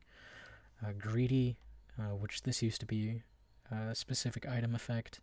Tiers 2 and 3 gives GPM mana for minus damage. Keen-eyed, this is what was on Telescope, and this is what was on, what was that other one? I forget what the name of it was. The one that looked like an Aether Lens. That's what this was. Tiers 2 and 3, bonus cast range, mana regen. Oh no, this is not what was on Telescope. This was just straight up on that other one. It's weird that it's Keen-eyed and then that other one has Keen-eye. It's probably going to get name changed. Minus 15% max mana for more mana regen and more cast range. Vampiric, this was Vampire Fangs and Paladin Sword. So this is now available at 2, 3, and 4. 4 bonus lifesteal and spell lifesteal. Pretty basic. Timeless at tiers 4 and 5. Debuff amplification and spell amplification. This was on the yellow ball thing. If you play Dota, you know what I'm talking about. I can't remember what the thing was called, but it gave you bonus spell amp, bonus debuff amplification, and like 200 mana or whatever. That's what this is. Oh, Timeless Relic. That's why it's called Timeless. It was on Timeless Relic. But that's what that one is. Titanic at 4 and 5 gives... Good God, this is a tiny item. You put this on tiny. That's what this is for. Bonus attack damage, bonus status resist. You probably put it on Ursa too. That one seems really good. Oh, this was Titan Sliver. That's what this is. That's Titan Sliver. Yeah, so that's if I see this in game, I'm putting that on tiny every single game, just like I did when Titan Sliver was in the game. Crude, available at 4 and 5. Slow resist, base attack time, and intelligence. I don't think anyone will ever get this item. I genuinely don't think anyone's ever going to get this thing. Boundless, available at tier 5. 150 attack range and 300 cast range. This is Seer Stone.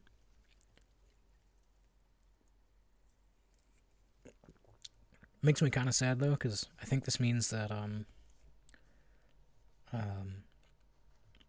both Telescope and what was the other one? The bow. Oh, I can't think of the name of it right now, but the neutral bow that gave you extra attack range. I think both of those are gone now, which kind of sucks because I liked both of those. So this is Seer Stone. This is Apex. Plus 40 primary stat, 24 all attributes for universal. So that is Apex, Feverish, cooldown reduction, and mana cost and mana loss increase. That's interesting for sure. Why would you ever get this one? Why would you ever get this? If you're in a game that's at tier 5 tier, if you're in an hour-long game, I mean, I guess if you're a support, but like, I guess this is why they have recrafting, so that you can make this and then change it later. That's why you can recraft items. It's so that this actually gets picked. Audacious, 100 attack speed, 80 magic damage attack, and 10% incoming damage. Interesting for sure. Fleet-footed, this is the Force Boots for 115 move speed. Does not stack with movement speed bonuses from boots. Okay. There's some interesting stuff in here. I don't know what, like Stygian with Titanic sounds kind of cool. Or like crippling crossbow with Titanic. There are some interesting combos in there for sure. I don't really have the brain power to process what's super broken here. Combined with what else, but I'm sure I'll do some testing and figure it out. But I'm glad Titanic is back. So I'll have to see what they did to Tiny to make up for that. But, Titanic is back. That's cool. I hate to see Telescope gone, though. I love Telescope so much. Alright, now we're on to hero updates. So, base damage increased by 26 because of the universal changes, so this seems like more than it is. Base intelligence decreased by 1, damage at level 1 increased by 10 from 40 to 50 to 50 to 60, strength gain increased by 0.4, agility gain increased by 0.2, intelligence gain increased by 0.4, damage gain per level decreased from 3.6 to 2.7, damage at level 30 decreased by 25. Alright. I have no idea what the actual math looks like on this. We'll see. The quickening cooldown reduction per hero death increased from 4 to 6. Level 10 talent. 15% Curse of Avernus movement slow. Replaced with 10% Withering Mist healing reduction. I think that's the other facet. I think. I wish I could see what their other talents is, because I don't play a lot of Abaddon, so no idea if any of this means much. I don't think the hero's been getting played a whole lot, but again, I don't play this hero, so I don't know. Alchemist, who's been very strong lately. Aghanim Scepter granting moved from Chemical Rage to Grievel's Greed. Okay. Dividends. Grievel's Greed. Alchemist gains plus 75 GPM for each Aghanim Scepter is granted to allies. Does this mean that seed money is gone? I mean, it doesn't say anywhere that they got rid of the other one, so it's hard to say. But Alchemist has been really strong for a while now, so Aghanim Scepter granting range increased from 600 to global. Aghanim Scepter granting is now announced to all allies and spectators. Okay. Acid Spray radius decreased quite significantly. Now applies 1 corrosive weaponry stack with each tick of damage. So it's saying level this, basically. Now applies 1 corrosive weaponry stack per second of brew time. Okay. Stacks are also applied when enemies take damage from alchemist spells. Acid Spray applies 1 stack per second. Unstable Concoction, 1 step per brew time. Stacks per attack increased from 1 to 2. Max stacks increased. Movement slow per stack decreased a lot. Base attack damage reduction per stack decreased. Are these nerfs? I don't think so. This feels weird. I mean, this is a nerf, right? Like, this is just an outright nerf. His talents didn't get touched, and I don't think they got rid of seed money. This feels weird. I don't think this is like... I mean, the radius on Acid Spray, sure, that's a nerf, but like... I don't know if this is enough to stop Alchemist from being everywhere. We'll see. Ancient Apparition Cold Feet stun duration rescaled. It's fine. Break distance is no longer affected by AoE bonuses. Attack range bonus rescaled from 6120 180 to 8120 160 200. So it's mostly a nerf. It's a buff at level 1, but level 3 and 4 it's a nerf. Death Rhyme stacks increase from 1 to 2. Death Rhyme duration decreased from 4 to 3. Aghanim Scepter mana cost reduction decreased from 50 to 40. A release sub-ability can now be cast while silenced. Frostbitten heroes will now have a visual indicator on their overhead health bar showing where the shatter threshold is. The indicator is visible to everyone. Alright, I mean, that's fine. That's fine. I think a little bit of retouching. I don't think it's like a massive change to Ancient Apparition. I don't really know where AA's been in the meta, to be honest. I feel like I don't see him very much. So, we'll see. Magebane's Mirror. Burns 270% of the countered ability's mana cost from its caster and deals damage equal to 100% of the burn mana, up to 400 damage per reflected spell. Spell reflection no longer exclusive to this facet. Okay. And Counterspell Ally does the same thing. Counterspell now reflects spells by default. Passive magic resistance rescaled. Buffed early, nerfed late. I mean, it's barely... Yeah, it's nerfed at level 4, but the other numbers aren't that bad. Arc Warden is now a universal hero, formerly an agility hero. Base damage decreased by 10, damage at level 1 decreased by 2, damage gain per level increased from 3 to 3.6, damage at level 30 increased by 11. Zet has attuned to the new frontiers and no longer has Tempest versions of abilities. Removed Order and Disorder facets, so he has new facets. Runed Replica. Tempest Double is infused with the bonuses of power runes for 10 seconds when created. Level 1 is Invisibility, level 2 is Invisibility and Arcane, and level 3 is Invisibility, Arcane, and Haste. Does that matter? Maybe. Power Capture, Runic Infusion. Arc Warden gains 1.5 all attributes permanently upon activating any power rune.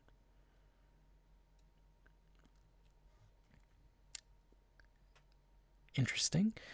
Magnetic Field. Once created, the field pulls all runes in 12, 18, 2, 4, 3,000 radius towards it with increasing speed. Any runes that are within Magnetic Field or is pulled into it automatically activated. Rune Acceleration 150. What the hell? What? Alright, this is... Okay. These are options. Flux now has the same effect for both Arc Warden and Tempest Double. Deals 15, 30, 45, 60 damage per second at slow target movement speed. Previous value was that. Yeah. Now upgrades with Aghanim Scepter. Silences when the target is alone, increases damage by 50% and duration by 2. Magnetic Field is now a point-targeted ability with 900 cast range. Can be double-tapped for self-cast to create field centered on the caster. Now has the same effect for both Arc Warden and Tempest Double. Creates a circular distortion field that grants 100% evasion and bonus attack speed to all allies. These were the previous numbers. I'm not even going to bother reading all that. It is no longer upgraded with Aghanim Shard.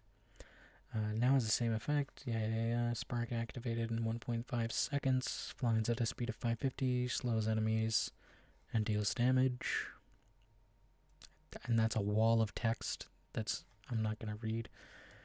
No longer upgraded with Aghanim Scepter. Now upgraded with Aghanim Shards. When Spark Wraith activates, the secondary Spark Wraith will fuse with the next closest target that deals 80% damage. Increases Spark Wraith search radius by 100. Okay.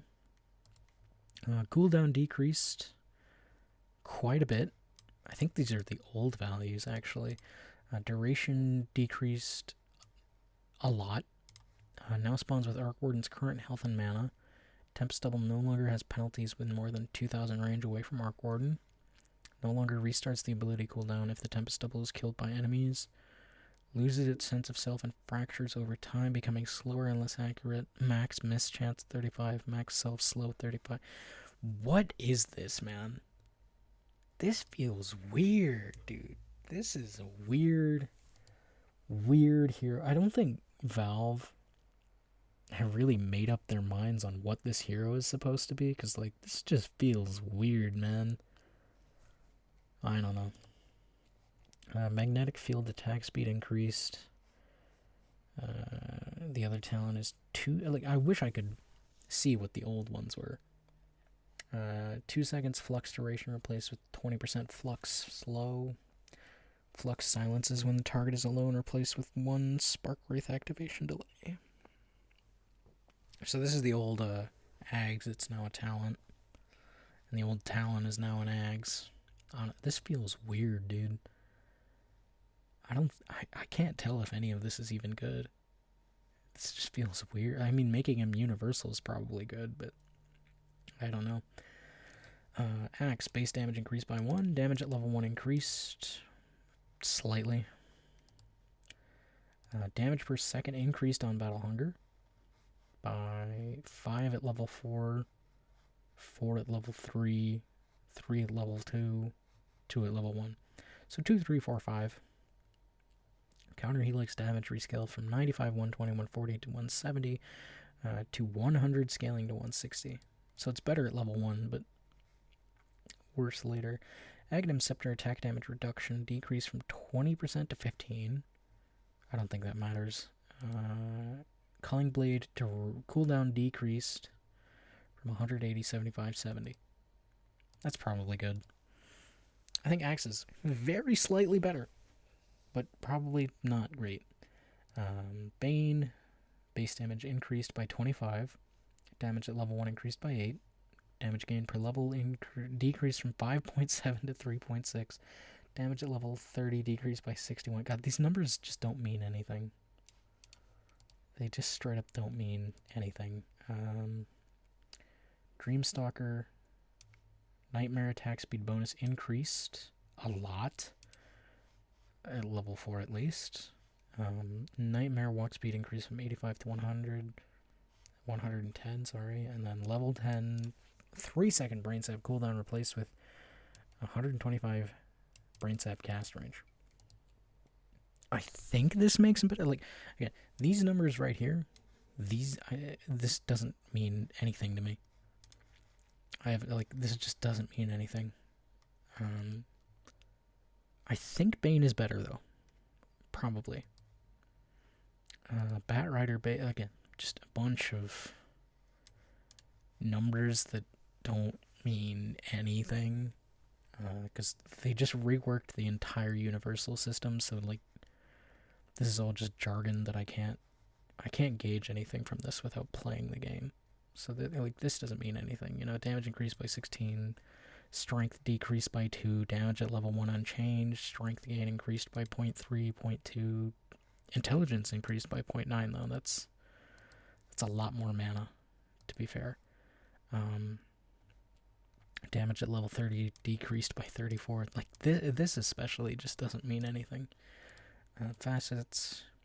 Sticky Napalm building damage increased from 35 to 45% on Arsonist. Interesting. Flame Break slow rescaled. Much worse early. Mostly just worse overall until it's level 4, and then it's slightly better. We're really just speedrunning Universal heroes, aren't we? Beastmaster, basically, like, again, these numbers mean nothing to me on the surface, so I'm not even going to read those, to be honest. Abilities. Call of the Wild Hawk. Dive damage decreased from 16 to 150 to 50 to 140. Aghanim Shard no longer decreases cooldown by 5 seconds. Aghanim Shard now increases summon duration by 5 seconds. I think that's actually kind of better. Total level 10 talent. Inner Beast Magic Resist replaced with minus 5 seconds Call the Wild cooldown. Affects both boars and hawks. I think this makes him slightly better. I think. Maybe. Bloodseeker lost Blood Mist, which, as I understand, was absolutely broken. And I didn't abuse it. Because, I'm an ethical player. But, yeah, I mean, I haven't played in, the last 2 weeks just because I kind of got sick of this shit. Blood Mist was stupid. I'm glad it's gone. Let's see. Blood Rush Facet, while active, now also doubles the healing from Sanguivore, I think is how you say that. Active bonus move speed increased. Bonus move speed while on cooldown increased from 0% to 50. Now upgrade. Sanguivore is now upgraded with Aghanim Shard. Passively turns all Bloodseekers overheal from his abilities into an all damage barrier up to 50% of Bloodseeker's max health. Barrier amount decays by 1.5% per second. And is also upgraded by Aghanim Scepter. Gains 30% lifesteal from all pure damage dealt. I mean, this hero is just way worse now without Blood Mist for sure. But, I mean, this is interesting. It's certainly interesting. No longer upgraded with Aghanim Shard, now upgraded with Aghanim Scepter. Attacks under effect of Blood Rage, deal 3% of the target's max health as pure damage. So this is just the same. This is what it was with Shard.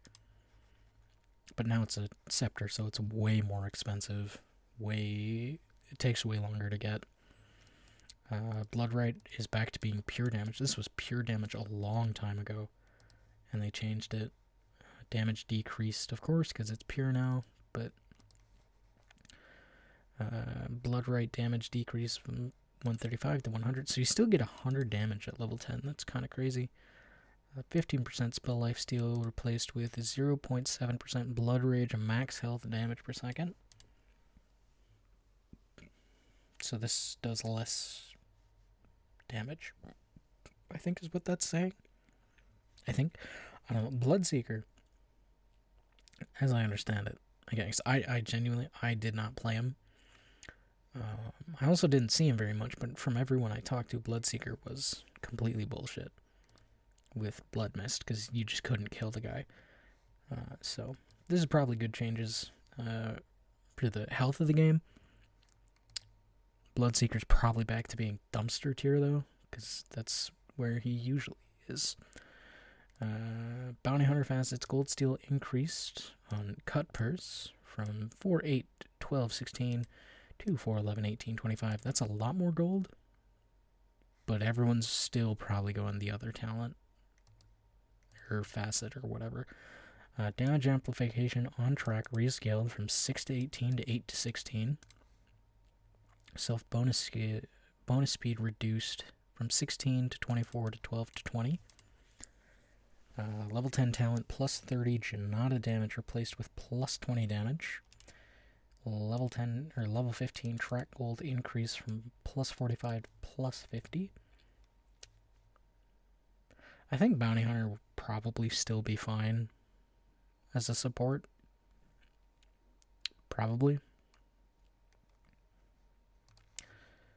Brewmaster base damage decrease or base damage increased, yada yada yada. All this universal nonsense. Don't care. Roll out the Barrel Cinder Brew. Barrel speed increased from 90 to 950 or 900 to 950. Barrel impact damage increased from 40, 60, 80, 100 to 40, 70, 100, 130. Pretty significant, actually. That's a lot more damage at level 4. Belligerent bonus attack damage increased from 20 to 25%. Drunken Brawler Storm Brawler bonus move speed decreased by 1% at all levels. Level 20 talent attack speed increased from 90 to 100. Meh. I don't think that does much for Brewmaster.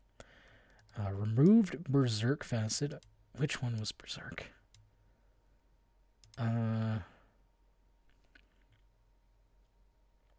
I wish I could see what that one was. I genuinely cannot remember what that was. Oh well. Bristleback now shares his vision with his team, but still does not receive his team's vision. I mean, I guess. Quill sprays that were released by the ability now deal damage that is classified as reflection damage. So if we refer back to the fact that lifesteal no longer applies to reflection damage, this hero's dead. This hero's just straight up dead. Bristleback as a concept is just straight up dead. Aghanim Scepter mana cost increased from 100 to 125. Oh, and Bloodstone no longer gives AoE. Yeah, this hero's dead. Bristleback is dead. Everybody get your funeral caps. They killed him. Movement speed per stack decreased from 234 to 2.5. Yeah, this hero's so dead, dude. Mana cost increased on hero. Yeah, Bristleback is dead. Good riddance. Broodmother is no longer universal. She is back to agility. So all of this just doesn't mean anything to me. But she's back to agility. Necrotic Webs, enemy regen reduction rescaled from 15, 25, 25, 30 to 10, 30, 50, 70. Okay, so this makes this facet way better, but probably still not good. I don't know. Hard to say, for sure. Level 10 talent, plus 2 spin web max webs, replaced with plus 0.5% spider's milk, hero health is heal. That's a serious mouthful right there. And level 25 talent, base attack time reduction during insatiable hunger decreased from 0.3 to 0.25.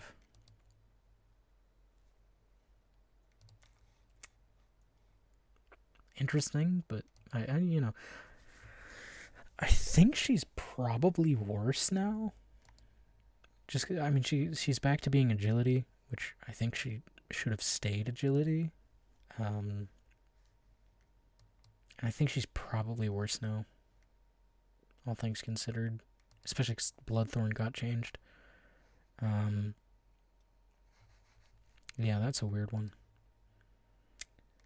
Centaur War Runner Counter-Strike Facet. Damage taken is damage bonus increased from 25 to 30% on Double Edge. Damage taken is damage bonus increased. I mean, I go the other facet, so... retaliate damage done is now classified as reflection damage, so no lifesteal. Level 10 talent move speed decreased from plus 20 to plus 15. That's fine. I think Centaur is probably still fine. Chaos Knight agility gain increased from 1.4 to 1.8. Removed Phantasmagoria facet, which is the one that made all of his illusions hard illusions, so they couldn't be destroyed by hex or spells that destroy illusions. That's straight up gone now. So that's pretty interesting.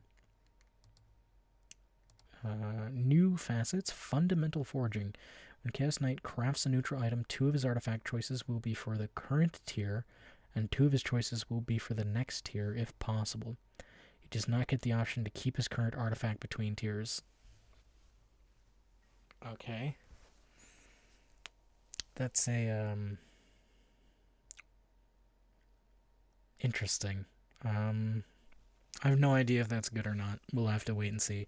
And then Cloven Chaos. Chaos Bolt splits in half upon striking its target, stunning one additional enemy and damaging another.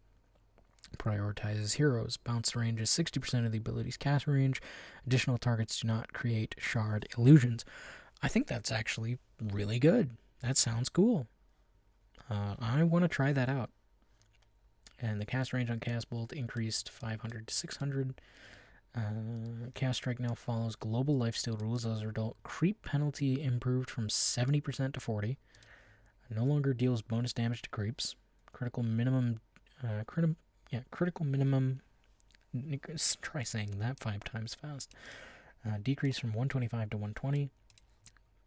But the critical maximum has been increased to 260 at level 4. I want to try Chaos Knight. I think this facet here sounds really cool. It's probably not as good as it sounds, but I want to try that. Even though he doesn't have, easily his best facet. That's just straight up gone. Chen, no longer universal. I think that's a really good change. I don't think he should have been universal. I honestly wouldn't be shocked if they just straight up get rid of universal heroes at some point. Like, you know, a couple of years from now, when we get to 7.40, wouldn't be shocked if universal heroes are just straight up gone. Chen is back to being an int hero. So yeah, all of these don't really matter. Removed wolf convert facet. Interesting. Marsh mage convert. Yeah, this was obvious when they added the new creeps. Chen's convert is an amphibian creep. Summon unit depends on the level of holy persuasion, March mage apprentice, or march mage. Divine favor no longer upgraded with Aghanim scepter.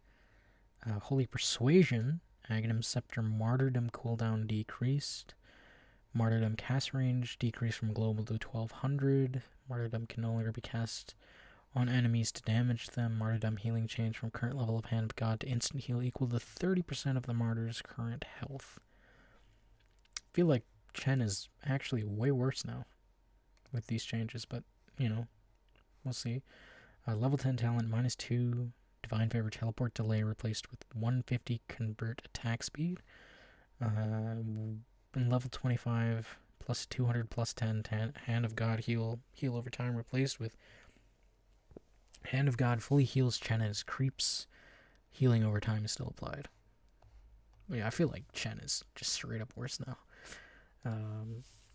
Clink's suppressive fire strafe no longer increases attack range by 100. Mischance debuff duration rescaled from 2 seconds and is no longer dependent on strafe's remaining duration. Okay. Mischance purge stack increased from 5% to 30. Interesting.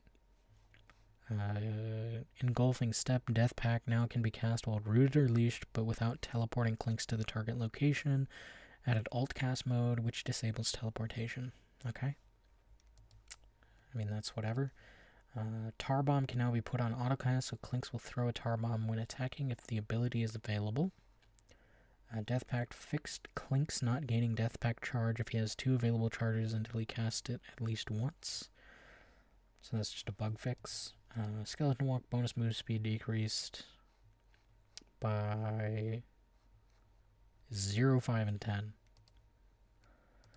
Level 10 talent plus 15 tar bomb bonus damage replaced with plus 0.5 second strafe 0.75 second strafe duration.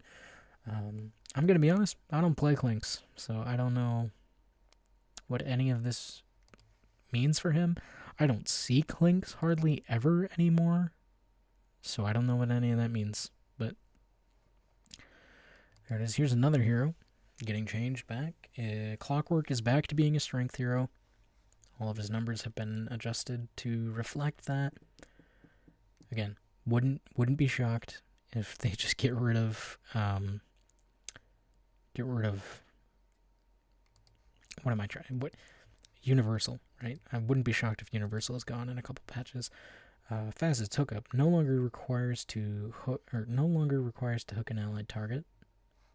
Now requires at least one other allied hero to be within 350 radius of the hookshot target. Battery damage or battery assault. Battery assault no longer deals bonus damage against creeps. And level 10 talent -2 second rocket flare cooldown replaced with plus 0.4 rocket flare slow duration. I think this is all like pretty meaningless, honestly. I mean the battery assault is actually kind of big, but Clockwork is supposed to be a support, so like I don't know.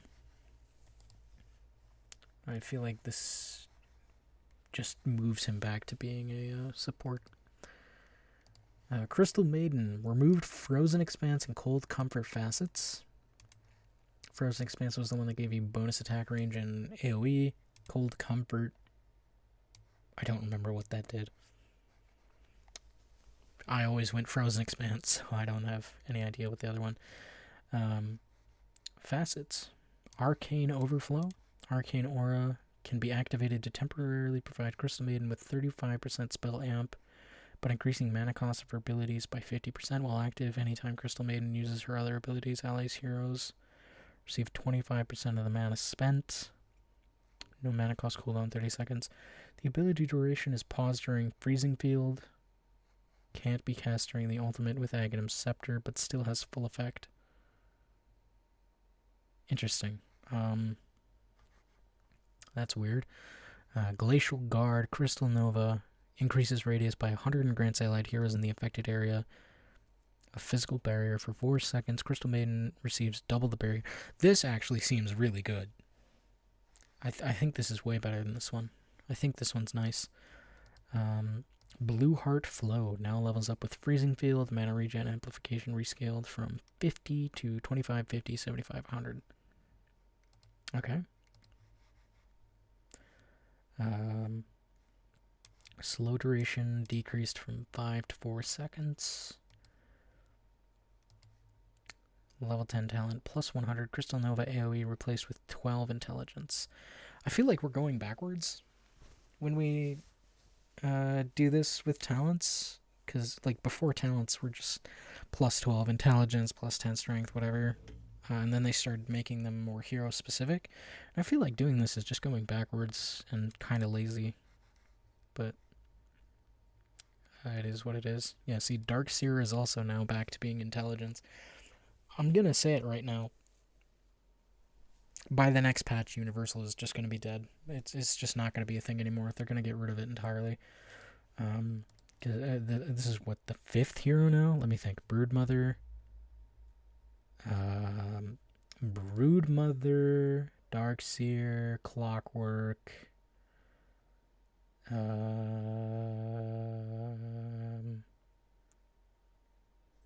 Yeah, Broodmother, Darkseer, Clockwork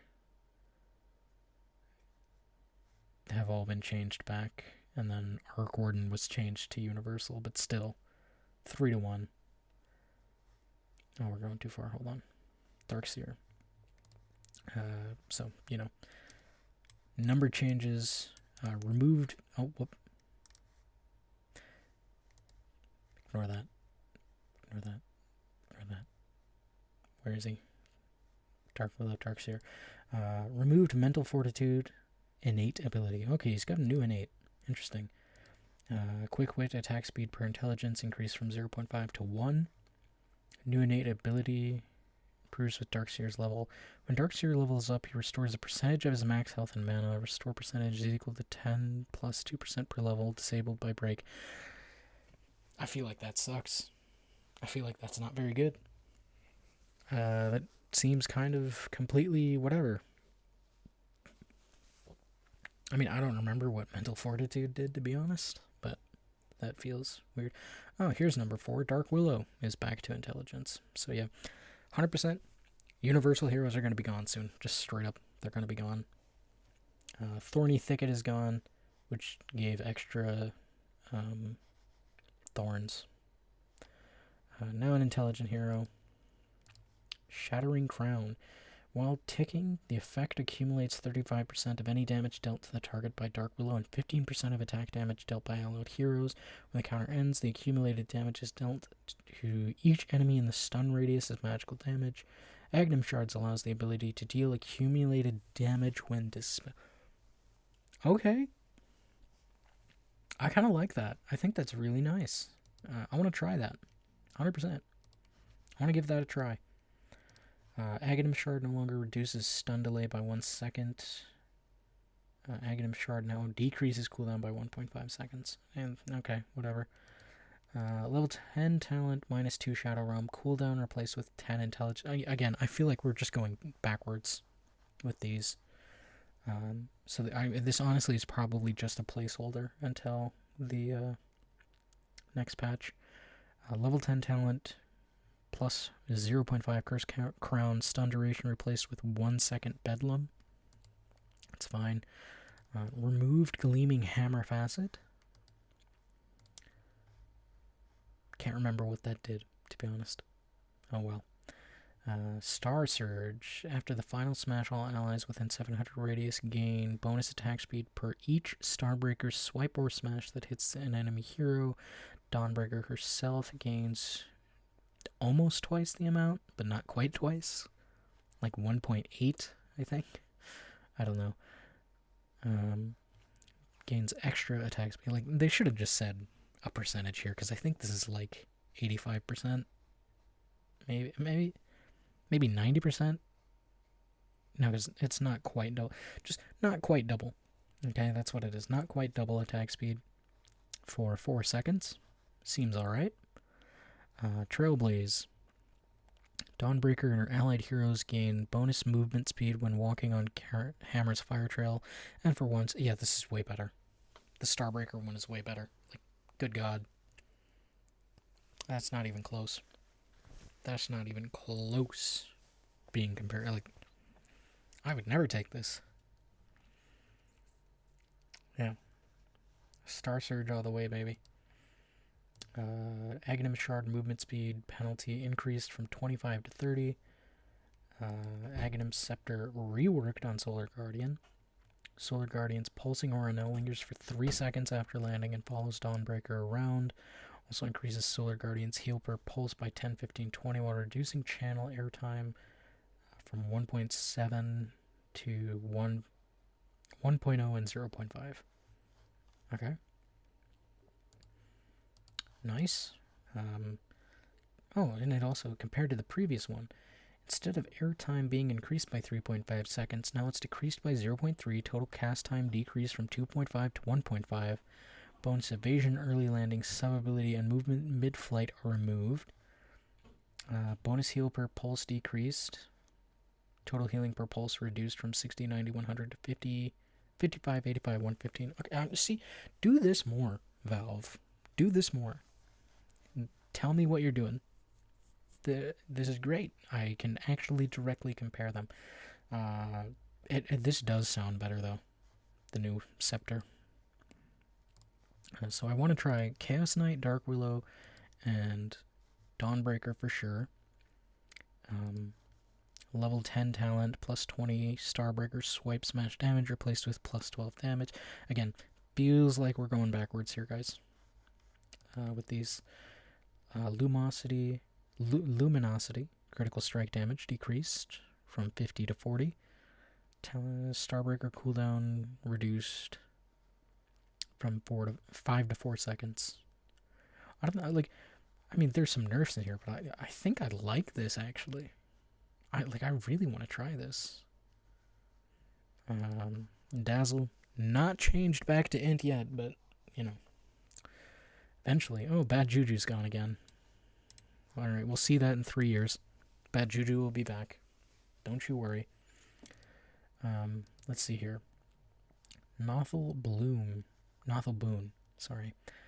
Weave now doubles the stacks applied to allies. Okay. And Poison Blue now doubles the stacks applied to enemies. Okay, so it's, you know, do you want to deal more damage or do you want to do more healing? That's what that does. He's got a new ultimate.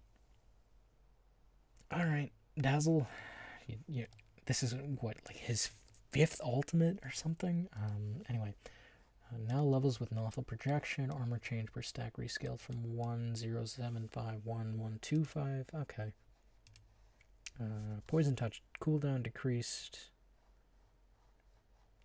3, 2, 1, 0. No longer upgraded with Aghanim Shard. Ooh, the Hex is gone. Cooldown decreased on Shallow Grave from 3, 6, 4, 2. And Shadow Wave cooldown decreased by 2 seconds across the board. Aghanim Scepter no longer allows to perform attacks if Dazzle is disarmed. I think Core Dazzle is just straight up dead now. I think that's what I'm getting from this. Nothal projection, new ultimate ability. Dazzle's soul departs his body, becoming an untargetable, invulnerable, and tree-walking spirit that can still attack, cast abilities, and use items. His mortal body can be attacked, and there is a visible tether between it and Dazzle's soul. While in soul form, all Dazzle's basic abilities are improved. Poison Touch hexes enemy. Okay, so this is where it is. Poison Touch hexes enemies, Shallow Grave heals upon expiration, and Shadow Wave has reduced cooldown.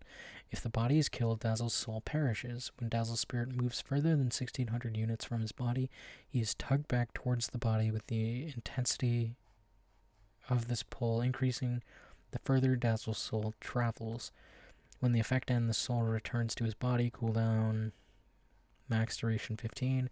Min duration 5. Cast range 600. Mana cost 100, 150, 200. And the Poison Touch Hex actually scales now. Shallow Grave healing will trigger even if it was cast before an awful projection, but expired during it. Okay. Shadow Wave cooldown reduction 30, 45, 60. Dazzle can't attack buildings or use Hand of Midas while in soul form. Can be upgraded with Aghanim Scepter, allows to cast an auto projection while disabled, and provides 20% outgoing healing amplification for the duration. I want to try this just to see it, but this feels weird, man. I don't think this is a good ability. I could be wrong, but I don't know that I like that. Level 20 talent, 200 heal on Shallow Grave expire, replaced with Shallow Grave cooldown minus 4 seconds. That's weird, no. That's weird. Ooh, Death Prophet's universal. So that's our second hero moving to universal. I still think universal heroes are going to be gone soon. But, we've got 2 switching over to, 4 switching back? So Death Prophet is now universal. She was intelligence before. So what's her agility increased from 16 to 17? Damage gain. Removed suppress facet. Spirit Collector, hero spirit damage increased. 10 at level 2, 20 at level 3. If a hero dies during exorcism, their spirit is now added to both the current exorcism and a charge for the next one. Okay. Abilities, Witchcraft, movement speed per level decreased from 0.75 to 0.5. Spell cooldown reduction per level increased from 0.5 to 0.75. Whatever. Yeah, completely whatever. I don't think this really makes her better or worse. It's just a change. Disruptor, Thunderstorm. Now procs its effect on units within the kinetic field, even if the initial target is outside of it. Okay, that's interesting. And then Kinetic Fence, base charge restore time decreased from 20 to 14 to 20 to 11. And mana cost decreased from 70 to 50. Level 20 talent, +2 Kinetic Fence duration replaced with +1 Kinetic Fence charge. Interesting. Thunderstrike, radius increased from 240 to 260. Level 10 talent, Thunderstrike damage per strike increased from +10 to +15. -3 kinetic field cooldown replaced with 20 move speed. Thunderstrike slow duration increased from 0.5 to 0.6. Just flat out buffs all over the place. I think he's slightly better, but still probably not great. On to Doom. We have Gluttony, base charge restore time decreased from 85 to 80 seconds. Or Impending Doom no longer decreases damage per second. Interesting. Level Pain, bonus damage increased from 15 to 20, or 15 to 25. Alright, so we're just getting straight Doom buffs. Base burn damage rescaled from 20, 30, 40, 50 to 15, 30, 45, 60. It's still a buff, it's just more damage on Infernal Blade. Doom cast range decreased from 500 to 400. Damage per second decreased from 30, 50, 70 to 25. Okay, so that's why everything else is getting buffed. It's because Doom is getting nerfed, and therefore the hero is nerfed. Yeah, it was looking really promising there for a second, but plus 10 scorched earth damage replaced with plus 0.2 seconds Infernal Blade. Yeah, so it's not actually a buff, guys. It's actually pretty bleak for Doom. All right, Dragon Knight. What are they going to do to Dragon Knight? Let's find out. The Fire Dragon. Dragon Tail while in Dragon form. Dragon Tail applies to enemies in 175 radius around the target, so that talent is gone. Worm's Wrath attacks deal bonus magic damage to enemies. Increase all AoE effects by 25, 50, 75, 100. So he just straight up doesn't have cleave anymore, I think is what I'm getting here. Just straight up no cleave on his attacks. It's probably pretty bad. Corrosive Dragon now makes all Dragon Knight's abilities deal physical damage. Why would you ever want that? Why would you ever want that? I feel like that sucks. I mean, unless you're playing against like all supports, I don't know that you would ever want this. That is an interesting change. Elder Dragon form. While in Dragon form, attacks now apply 30, 40, 50, 60% of the damage to targets in the attack splash AoE. Now improves effects of Worm's Wrath by 20, 30, 40, 50% regardless of the chosen facet. Doesn't affect duration. Attack splash AoE decrease from 350 to 275. Bonus move speed decrease from 30, 35, 40, 45 to 20, 25, 30, 35. So they just gave the splash attack back to just the dragon in general. You just have Dragon Splash, but he doesn't have cleave in human form. Fireball radius decreased from 350 to 275, and then the talent that I suspected is gone. So it's got it went from 400 AoE Dragon Tail to plus 50% Worm's Wrath effect during Elden Dragon form. So you have double your passive in Dragon form if you get this. Then I can't remember. I think the other one is attack range. I think. I don't remember. But yeah, Dragon Knight I think is just straight up nerf now. Drow Ranger bonus damage from high ground increased from 20 to 30%. That's interesting. Precision Aura now levels with marksmanship. Self-agility percentage bonus rescales from 2% per hero level to 4, 8, 12, 16 plus 1% per level. I think that's a buff.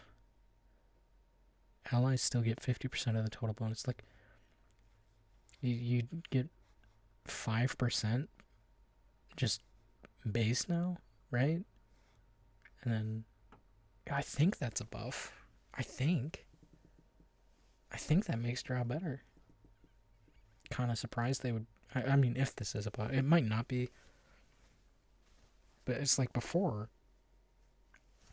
Before it's like, I think you only got 2% per level, right? And now you just start with 4%. So now you just have 4% more at every level, and then when you get to level 6, you get another 4%. I think this is just a flat out buff. We'll see, I guess. Level 10 talent, plus 15 frost arrow, bonus damage replaced with 1 multi-shot arrow per wave. And the other one, gust cooldown replaced with gust costs no mana. I want to try Drow. I think these are just straight up buffs. I'm pretty sure. I could be wrong, but I want to try Drow now. I want to try Drow, I want to try CK, I want to try Dark Willow. What was the other one I said? I don't even remember. But I want to try Drow, CK, Dark Willow for sure. What was the other guy? He's up here somewhere. Dazzle I want to try just because the new ultimate. What was the other guy I said? I can't even remember. Bane. I want to try Bane. Yeah. I think that was the other guy. I don't know. I'm not going to go back and check, but anyway. Anyway, we're still only in the D's, right? Like, we got a long way to go. A long way to go. Earth Spirit. Rolling Boulder on ready to roll. Bonus move speed is also granted to Earth Spirit when rolling over an allied hero. Boulder Smash no longer deals bonus damage to creeps. Core Earthshaker is dead. Geomagnetic Grip damage increased from 50, 125, 200, 275, 270 to 180. Okay. I guess they're doing this to make up for the fact that Boulder Smash doesn't do bonus damage to creeps anymore. All of his talents basically are getting changed. All but 2. A level 10 talent plus 8 spell amp replaced with 150 rolling boulder distance. Rolling boulder distance replaced with 80 boulder smash damage. Magnetized damage and duration replaced with rolling boulder stun duration. Rolling boulder distance replaced with rolling boulder damage. Rolling boulder smash damage replaced with 30% magnetized damage and duration. Okay, so they're just moving the talents around. Rolling boulder stun duration replaced with minus 3 second boulder smash cooldown. God, that is a lot of text.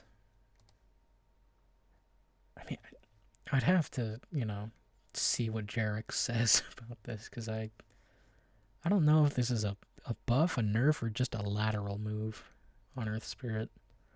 I mean, core Earth Spirit's definitely dead, though, with Boulder Smash changed, but we'll see. Earthshaker, Slugger damage, creep death decreased from 40, 80, 110, 140 to 40, 60, 80, 100. That's a pretty big number change on that end. Fissure damage increased from 110 to 260 to 110 to 290. Mana cost decreased from 120 to 150 to 120 to 135. Enchant Totem mana cost increased, so they're trying to make him a support again. From 45 to 60 to 45 to 75. Level 10 talent base damage decreased from plus 30 to plus 25. Yes, they're trying to switch Earthshaker back to a support. Is what they're doing there.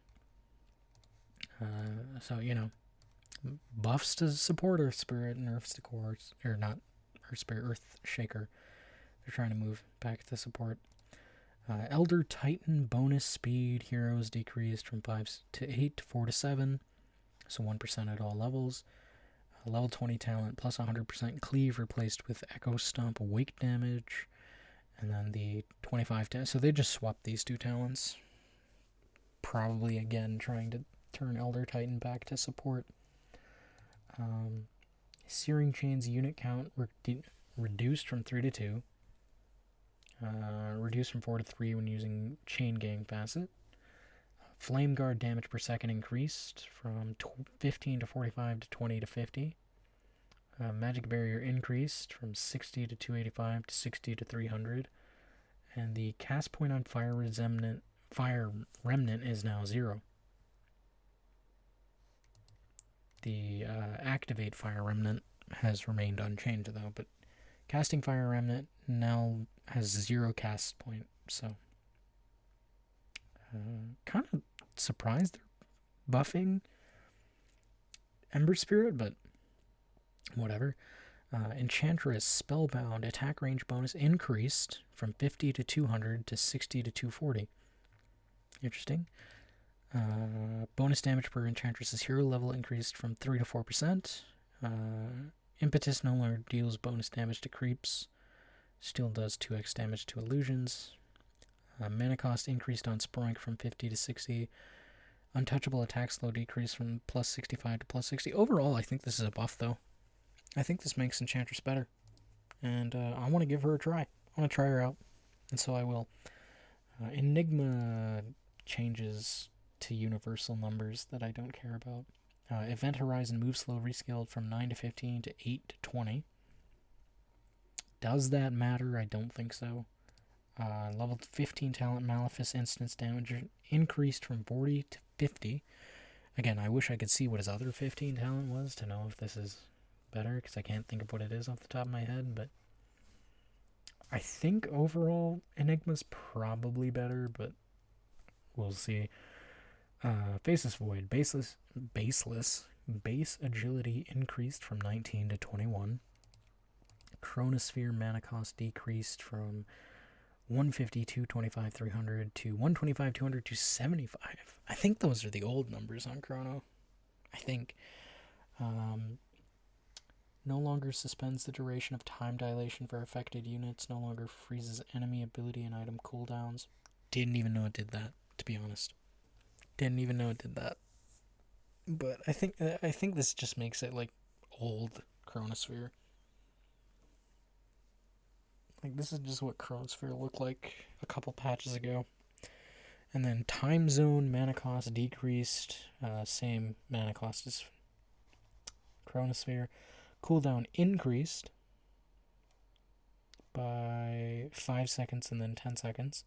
Cast range decreased. No, also suspends time dilation duration. Okay, so this just does what Chronosphere... They're trying to make this better. Now also accelerates ability and item cooldowns for allies. Cooldowns accelerate 4 times faster. Radius decreased by 200. Duration decreased by a lot. No longer manipulates attack speed. Movement speed manipulation rescaled. Cast speed manipulation increased. Turn speed manipulation increased. Projectile speed manipulation. Okay. And then level 20 plus 80 attack speed during time zone now affects only Faceless Void. They're trying to make time zone better. But when Chronosphere is the best skill in the entire game, that's a really, really tough negotiation to win. I mean, time zone's definitely better. It's probably got some situational use cases, but it's still really hard to beat Chrono. Cooldown decreased on Time Walk from 24 to 6 to 21 to 6. Okay. Recasting time dilation on an enemy will now add a separate stacking debuff instead of refreshing the duration of the existing debuff. Okay, so Faceless Void, I think, is better now. Like, ever so slightly, I think Faceless Void is better. That's nice. Good for him. Fine Art Facet now displays a preview of the projectile trajectory. Very helpful. Inkswell Aghanim Shard no longer applies a strong dispel when Inkswell expires. Shard now applies a basic dispel when Inkswell is cast.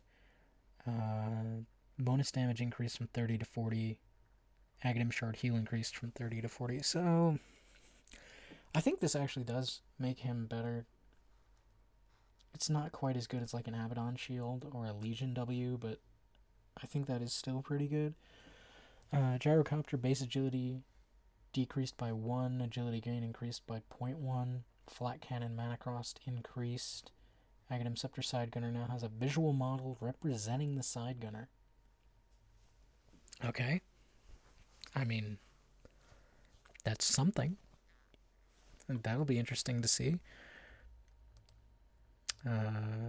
Hoodwink base agility increased from 24 to 25. Tree Bounce Trick Shot Facet is gone, which is the one that let it bounce off trees. Go Nuts active cast range rescaled from 100 to 250 to 75 to 300. And then this new one, Hip Shot. Sharpshooter has 50% reduced cooldown. Turn rate is improved by 33%. Max damage, max debuff duration, and max windup time are reduced by 25. I guess. Mistwood's Wayfarer redirect chance rescaled. I mean, it's more at level 4. That's about it. Acorn Shot bonus attack range rescaled to just a flat 100. Base damage increased from 75 to 80. Yeah. Scurry all sources of evasion are doubled for the duration, including redirect chance from Mistwood's Wayfarer. Okay. Sharpshooter Scepter no longer decreases max windup time. Scepter now increases movement speed slowed by 20%. From 30, 40, 50 to 50, 60, 70. I don't think that matters. Minus 2 second Bushwhack cooldown replaced with 1.5 mana regen. Again, I think we're just going backwards with these changes. Level 10 talent plus 1 second scurry duration replaced with 1 scurry ability charge. Sure. 125 sharpshooter max damage replaced with sharpshooter provides vision while charging.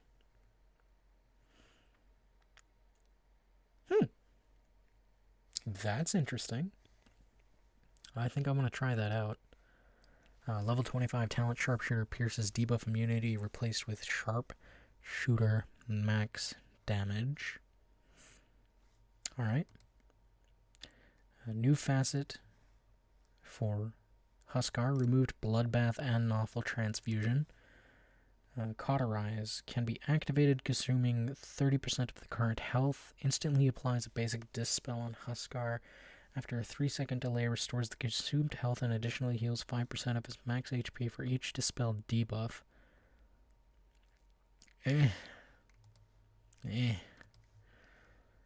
Cast point decreased from 0.5 to 0.35. That's really good, actually.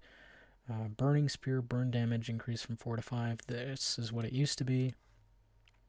Life break damage increased from plus 20 to plus 25. Some small buffs, numbers-wise. I don't know how the facets change Huskar's viability, but we'll see. Invoker is back to being an intelligence hero. Used to be universal. Again, I fully think universals are going to be gone. So, bunch of numbers here to think about that you can read if you want to. Removed mastermind ability. Don't even remember what that did. Removed agnostic and elitist facets. And Invoke is classified as Invoker's only innate. Added 3 orb-centered facet. Each provides an extra level for the specific orb.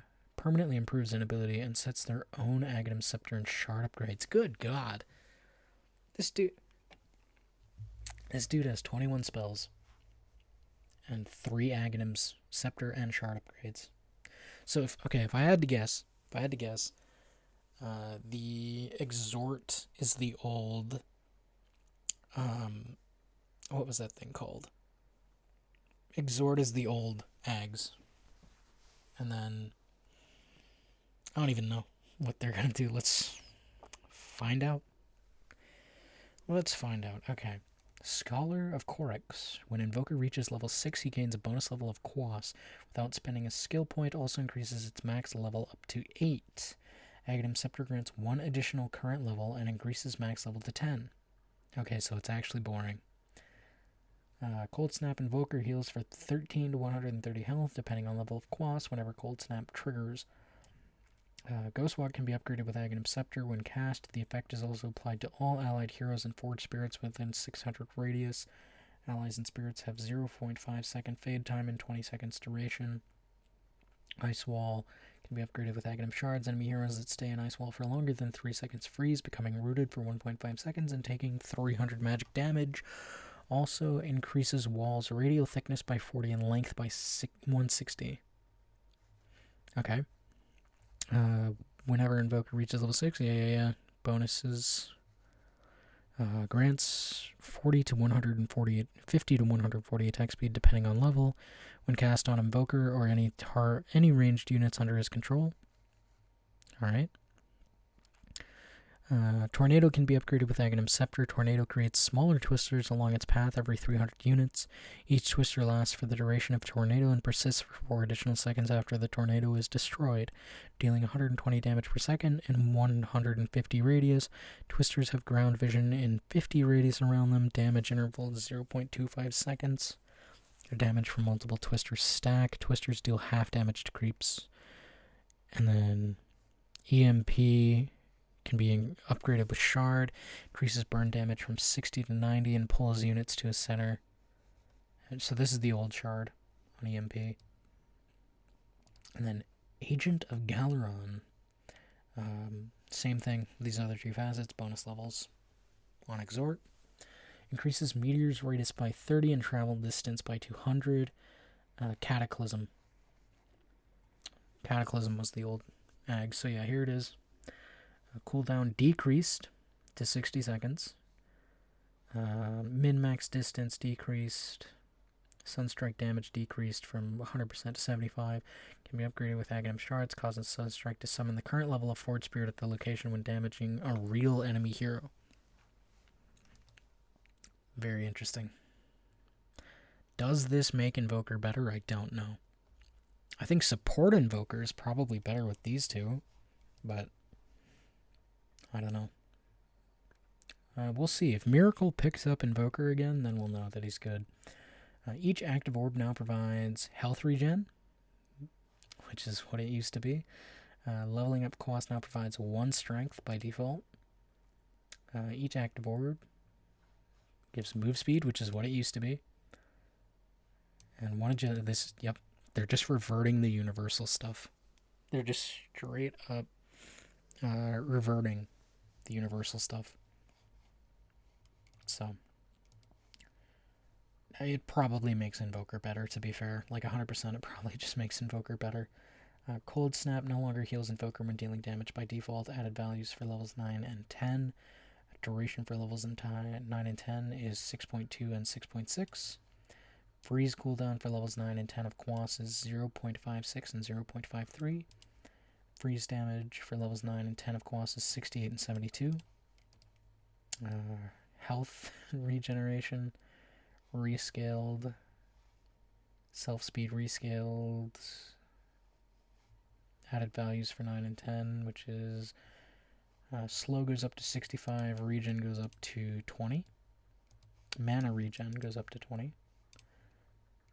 Tornado travel distance goes from all the way up to 4,200. Lifetime goes up to 3 seconds. Lift time. Damage for levels 9 of 10 goes up to 450. Mana burned on EMP goes up to 775. You get 110 attack speed and damage on Alacrity. Travel distance on Meteor is 1890. Damage is 250. Burn damage per second for levels 9 and 10 is 50 and 55. Level 9 and 10 of Sunstrike goes up to 600 and 650. You can have up to 3 Forge Spirits now. These values are true for both Quas and Exhort, but the ability will use one with the lowest level. We'll use one with the lowest level. Interesting. Forge Spirit's base mana decreased from 5 to 0. Interesting. Duration rescaled. Okay. Damage rescaled from 22 to 92 to 20 to 110. Added values for level 9 and 10. Mana is 550. Armor is 8 and 9. Attack range is 820 and 885. Goodness gracious. Goodness gracious. Health for levels 9 and 10 of Quas is 1100 and 1200. Melting Strike armor reduction per stacks for levels 9 and 10 of Exhort is 1.6 and 1.7. Ice Wall flat AoE bonuses like those granted by Gleipnir no longer increase radial thickness of the wall, but instead increase length of the entire wall. Duration rescaled from 3 to 12 to 3 to... Duration rescaled from 3 to 12. Oh, it's 12 at levels 10 or 9 and 10. I see. Added movement slow values for 9 and 10 of Quas with 180 and 200. Damage per second increased from 6 to 48 to 8 to 80. Interesting. Deafening blast damage increased from 60 to 340 to 70 to 430. Knockback duration increased from 0.2 to 2. Disarm duration rescaled from 1.25 to 6 seconds. Good lord. I guess it was 6.5 before, but goodness gracious. I think Invoker's probably back. +1 Forge Spirit replaced with -4 Sunstrike cooldown. 2x Quas Wax Exhort active bonuses is now set for all facets. What does this mean? 2 times Quaswex Exort active bonuses is now set for all facets. I assume that's saying it's now facet dependent. I assume.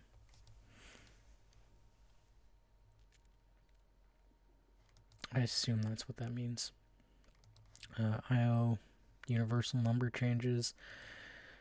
Tether. Upon casting Tether, IO now has a buff that shows Tether's remaining cooldown. This buff is only visible to IO and IO's allies. Thank you, Valve. This should have been in the game forever ago. Enemy move and attack slow increased from 10 to 40% to 15 to 60%. No longer deals damage per second to enemies by default, which is now the Shard ability. Deals 120 damage per second to enemies touching it. 15% of the damage heals IO. This is considered a pseudo lifesteal.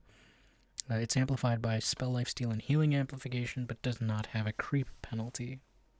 Interesting. Overcharge is no longer upgraded by Aghanim Shard. Level 10 talent, 15% tether enemy slow replaced with 1.5 second overcharge duration. 400 health to tethered units replaced with unslowable during overcharge. That could be interesting. I want to try IO. Liquid Fire and Liquid Frost are both gone. Both Liquid Fire and Liquid Frost abilities are now available to the hero at the same time. They have a shared level and cooldown. Interesting. Now always attacks with his Ice Head first, then his Fire Head. The cooler head prevails. Alright, Valve. This results in swapping special attacks. Liquid Frost is always applied with the first attack, Liquid Fire with the second, whenever applicable. Alright. Twin Terror is the new facet. Damage penalty is decreased from 50% to 40%, improves even further by 5% per Macropyre level. Okay. Icebreaker, path duration increased to 6 seconds upon expiration. Ice path detonates, dealing an additional 75, 125, 175, 225 damage and stunning enemies for 0.5 seconds a second time. While the path exists, ability is replaced with a sub-ability which allows Jakiro to detonate his ice path early. You can tell my throat is getting drier and drier because I'm starting to develop a lisp. But we will get through this. That I promise you. No idea how long we've been here, but we will make it. Alright. Liquid Fire ability, Aghanim Shard rework, makes Liquid Fire and Liquid Frost abilities not share cooldowns. Okay. Talent grants Liquid Fire and Frost replaced with plus 2.5% Liquid Fire and Frost max health damage. Alright. I want to try Jakiro, actually. I want to try both of these facets. Because I love Jakiro. So I want to try both of these. Cast range increased on Omni Slash by 100. Now matches the range of Swift Slash. And cooldown increased on Swift Slash from 20 to 25 seconds. I don't think this makes Juggernaut any better. Healing Word cooldown reduction increased from 10 seconds to 12 seconds. No idea what the cooldown is on Healing Word after that. 50% Blade Dance Lifesteal replaced with 2 Healing Ward hits to kill. 25 talent, 2 Healing Ward hits to kill replaced with 50. So they just swapped I don't think this makes Juggernaut better. I think it actually makes him worse. Which is weird because Juggernaut hasn't been good for a while. So that's interesting. Intelligence gain increased from 3.2 to 3.3. Removed Mana Magnifier innate. New innate ability passive can't be leveled up. Keeper of the Light cannot go below 75 mana. That is very interesting. And I think he can't do that because that's the mana cost of his chakra magic, I think. Blinding Light cooldown decreased from 25-22 to 19-16, 24 to 15. Mischance increased by 5%. I feel like this hero's mostly been forgotten about. I haven't seen him in forever. Movement speed bonus decreased from 15 to 25 to 10 to 20%, so 5% reduction at all levels. I feel, honest to God, I feel like this hero's just been forgotten. Kez now has facets. Base armor decreased by 1, base agility increased from 26 to 27, base movement speed decreased from 320 to 315, removed the fake facet, gave him 2 actual facets. So, switch discipline. Kez deals 12% more damage on the first attack or ability after switching to katana and gains 12% bonus move speed for 2 seconds after switching to Sai. And then the Shadow Hawk gives Shoto Sai. Triggering a Shoto Sai mark from invisibility deals 50% more critical damage. When Kez triggers a Shoto Sai mark, reduce the cooldown of both Shoto Sai and Kazuri Katana by 20, 30, 40, 50%. I feel like this one's going to get picked more. We'll see. Katana bonus damage decreased from 28% to 12. No longer grants flat bonus hero lifesteal on grappling claw. Lifesteal on attack rescaled from 100% to 50, 70, 100, 125. Kazuri Katana Aghanim Shard cost range increased from 150 to 200. Aghanim Shard cooldown increased from 5. Oh, so it just scales now. Okay. Scales now on the shard. Raptor Dance now follows global lifesteal rules. As a result, gain creeped penalty. No longer provides debuff immunity and a hard dispel. Now provides a basic dispel and 0.1 second invulnerability period on cast, and complete magic damage immunity for the duration. Falcon Rush can now change targets while rushing. Rush range decreased from 575 to 525. Sai base attack rate increased. Okay, Katana base attack rate increased.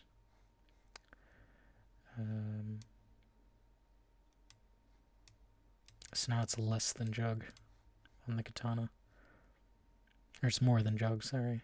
On the Katana at level 1. It goes down to like an alchemist, though, at level 4. Attack speed factor increased from 6, 7, 8, 9% to 6, 8, 10, 12%. Talon Toss now deals physical damage. Shoto Sai no longer slows. Aghanim Shard no longer grants bonus move speed. Okay. I haven't even played this hero yet, I can't lie to you. And it's always banned in my games, so I can't even comment on Kez. Kunkka, just talent changes. 25% X marks movement speed replaced with Admiral's Rum cooldown, 15 seconds. Tidebringer damage increased from 60 to 70. Torrent damage and knock-up increased from 20% to 25%. Tidebringer cleave damage increased by 20%. So just very minor changes here, I think. I don't think it really changes Kunkka all that much. Legion Commander base strength increased from 23 to 24. Spoils of War. Now if Legion Commander wins, also automatically casts Press the Attack on her and all assisting allies. Okay, that's fine. Mana cost rescaled on overwhelming odds from 100 to 130 to 90 to 135. It makes her laning better, but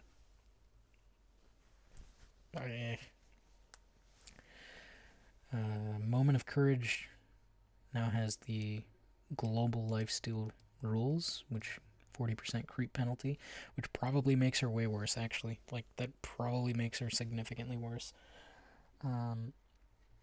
Duel no longer casts Press the Attack on victory by default. Cast range decreased. Duration rescaled from 3.75 to 4 to 5. Aghanim Scepter duration bonus decreased.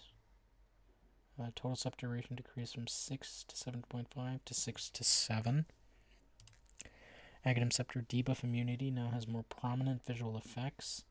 Aghanim Shard's bonus damage per win decreased from +8 to +5. So yeah, Legion's just worse all across the board.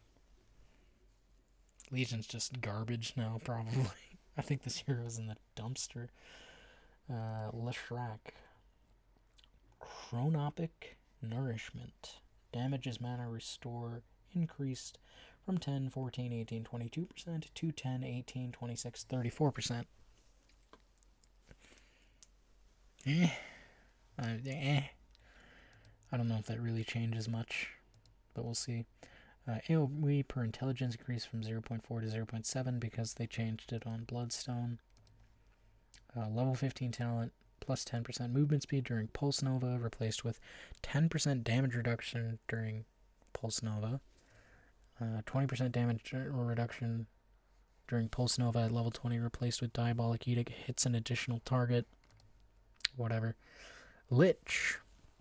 I expect nothing but nerfs here. Lich has been a ridiculously good support for a very long time now. Cast range decreased on Frost Shield by 200. Duration decreased by 1 second at all levels. Sinister Gaze mana cost decreased to 25. Just flat 25 mana cost. Mana drain per second increased. No longer deals damage to creeps. Now requires Aghanim's Scepter to cast other abilities during channeling. Did it not already need that? I don't know. I guess. I thought this was already the Ags, but... Chain Frost bounce distance decreased by 50. Ice Spire, now the Spire is damaged by 1 hero attack damage every time Chain Frost Orb bounces off of it. Effect radius decreased from 750 to 550. That's huge. That is actually huge. So every time the Ice Spire bounces, it loses health. So yeah, that's pretty big. Chain Frost Unlimited bounces replaced with 100 Chain Frost incremental damage. Yeah, I mean, I think Lich will honestly probably still be good, but not nearly as good.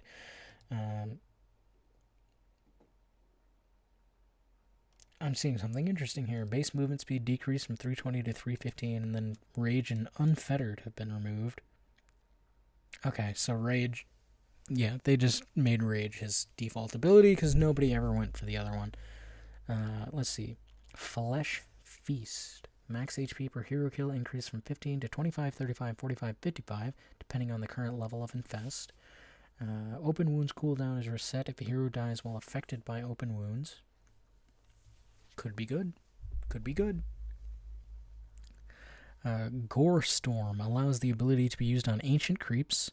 Consuming creep drenches affected enemies in blood for 3 seconds.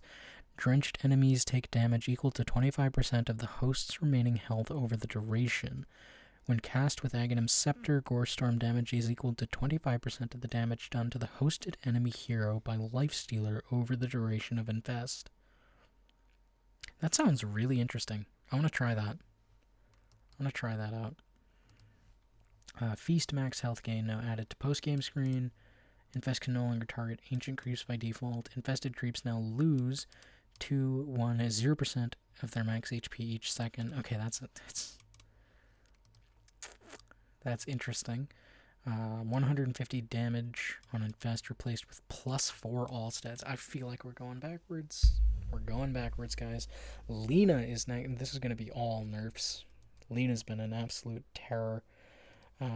Fiery Soul no longer upgraded with Aghanim Shard. Move speed bonus per stack decreased from 1.5 to 3% to 1 to 2.5%. So that's 0.5% at all levels. We'll see. Laguna Blade is now upgraded with Aghanim Shard. 70% of the damage dealt is converted to an all damage barrier for Lina. Last 10 seconds. This is not enough. This is not enough. Duration decreased from 8 to 7 seconds. This is not enough to nerf Lina. Level 10 talent Dragon Slave cooldown reduction decreased from 3.5 to 3. Laguna Blade cooldown reduction decreased from 25 seconds to 20 seconds. I mean, getting rid of the Fiery Soul shard maybe. You know, maybe that's enough, but we'll see. Level 25 talent, 125% Laguna Blade damage into barrier replaced with 60% combustion overheat damage. I don't feel like this is enough to completely delete Lina from the game, but Maybe. This shard change might completely destroy her. It's interesting. Mana Drain no longer instantly kills enemy illusions. This is another buff to PL. Level 10 talent, plus 65 Earth Spike damage replaced with plus 20 move speed. Plus 70 max health finger per kill of death replaced with plus 15% to Hell and Back debuff and Spell Amp. Oh yeah, Lion sucks now. Yuck. Ew. I hate these. Lion's bad. Lone Druid, thank God. Thank God in heaven. Lone Druid is no longer a universal hero. Amen. Hallelujah. It's a beautiful day. It is a beautiful day, ladies and gentlemen. I used to be so good with Lone Druid, and then they made him a universal hero. Spirit Bearer remains a universal hero. Yeah, that's fine. Who cares? Like, Spirit Bearer can be a universal hero. It doesn't matter. But my God, this hero becoming universal made him so awful. I swear to God, like, everything about him just sucked. But he's back. He's now an agility hero. So that's 2 going to universal. Darkseer, Lone Druid Invoker. I know there are a couple other ones coming back. Broodmother as well. I think that's 5-2 right now. Removed Unbearable Facet. Yeah. I mean, it's fine. It just makes sense for changing him back to agility that would be gone. Bare Necessities. Stat bonus increase from 30, 40, 60, 75 to 45, 55, 65, 75. That's fine. Lone Druid Spirit Bearer receives a copy of his neutral item. This copy has an independent cooldown of the main one. Okay. Spirit Link now follows global lifesteal rules. 40% creep penalty. I mean, that probably means Lone Druid's not very good, but we'll see. I'm glad the hero isn't universal anymore. Thank God. Luna Moonshield damage reduction increased by 5% at all levels. Lunar Orbit collision damage increased. What is that? 2, 3, 4, 5%. Collision radius increased from 150 to 175. Improved glaive collision before behavior for orbiting glaives. Aghanim Shard collision damage bonus increased by 5%. Lycan is also moving back to strength. So I think that's 6-2 now of heroes moving back. Oh, Clockwork as well, 7-2. I think. So yeah, all of this number changes. It's fine. Alpha Wolf's Hightail duration decreased by 2 seconds. Summon Wolves magic resistance were scaled from 50, 40, 60, 70 to 45, 50, 55, 60. Level 5 and 6 Wolves with Alpha Wolves have 60% magic resist. Okay, it's fine. Reverse Polarity and Reverse Polarity. So Reverse Polarity is his default ultimate. That's fine. I'm honestly kind of surprised he's still a universal hero, but that's fine. Diminishing Return. Increasing the max level of Shockwave to 5. Number of times +2 all attributes can be skill decreased from 7 to 6. Level 5 makes the Shockwave return once it reaches its max distance, traveling 200 units further and dealing 50% of ability damage on its way back. Or Eternal Empowerment. Ability is always enabled on Magnus. Every one of its subsequent attacks increases his self bonus by 2, 3, 4, 5% up to a max of 10, 15, 20, 25. Duration 10. Each stack refreshes the duration bonus per hit and max bonus scale with the level of Empower. Interesting. Shockwave no longer upgraded with Aghanim Shard because of this. Mana cost increased by a lot. Excuse me. Okay. No longer upgraded with Aghanim.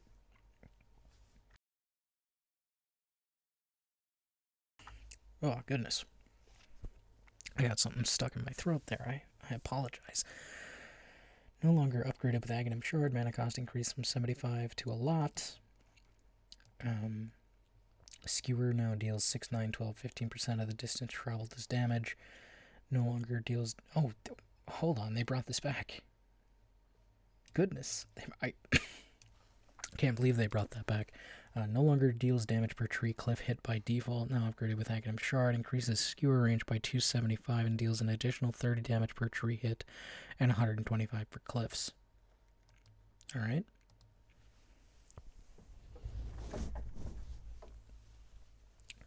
Level 10 talent plus 0.75 shockwave slow duration replaced with 1.25 skewer slow duration. 10-second empower duration replaced with 1.5 mana regen. Feel like we're going backwards, but that's fine. Marcy's still universal. Honestly expected that to change. Removed sidekick and bodyguard, so his sidekick... Oh no, bodyguard. Okay. Bodyguard got the boost. I thought they would have gone back to sidekick, which was her original default ability. That's interesting. Buddy system. While bodyguarded, Marcy and her partner share 100% of health healed by this ability with each other. Interesting. Rebound. Adds an alt cast which allows Marcy to bring the target ally with her to the final destination. The ally deals 25% of the rebound damage to enemies on landing. Won't affect rooted or leashed allies. This feels like a great way to grief, if I have to be honest. It feels interesting. Fleeting Fury. Marcy has Unleash leveled after landing from a rebound. Marcy gains a short Fury combo. If Unleash is already active, its duration is increased by 3 seconds. This combo has 3 hits instead of 5, and Aghanim Scepter doesn't apply silence to it. This sounds good. Special Delivery now has an active component. Marcy whistles and instantly teleports her courier to her. I mean, it's got a 4-minute cooldown, but that's nuts. It feels kind of griefy, too. Rebound. Mana cost increased from 70 to 100 to 75 to 120. Ally bonus movement speed decreased from 25 to 40% to 15 to 30%. Aghanim Shard no longer decreases cooldown. Aghanim Shard now increases damage by 20%. So that's why they nerfed the damage. Bodyguard no longer provides bonus armor, now provides the selected ally with 75% of the lifesteal and damage bonus. Okay.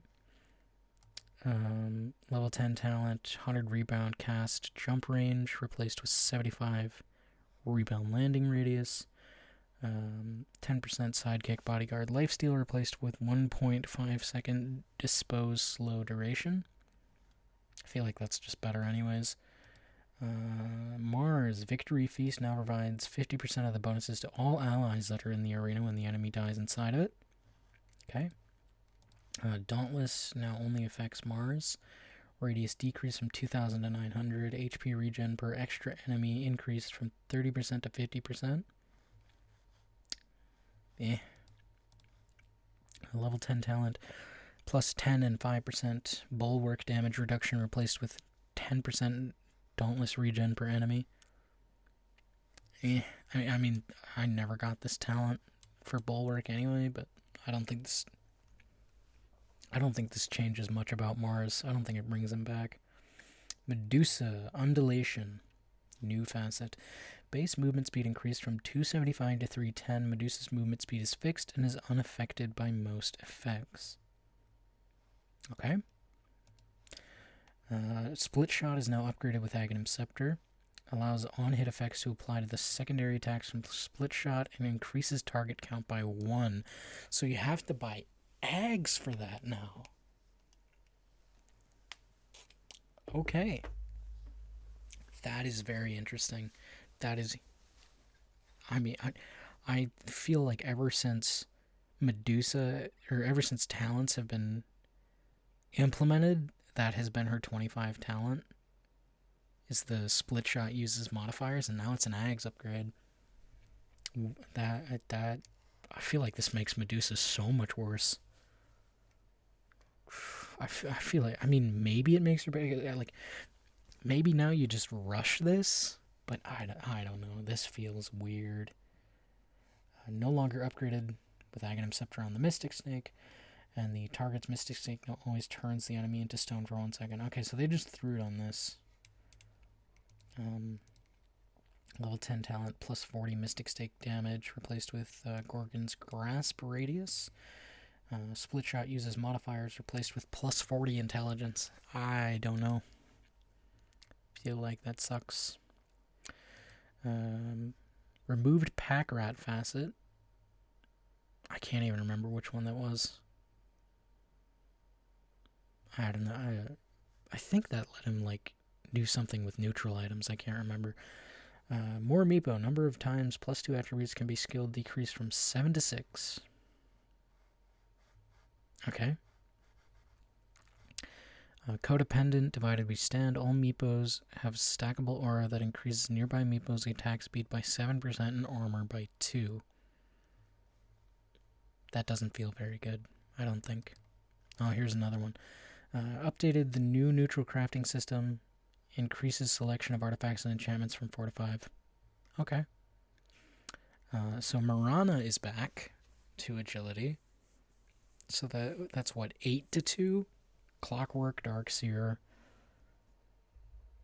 Broodmother, Lycan. I'm already forgetting some of the other ones.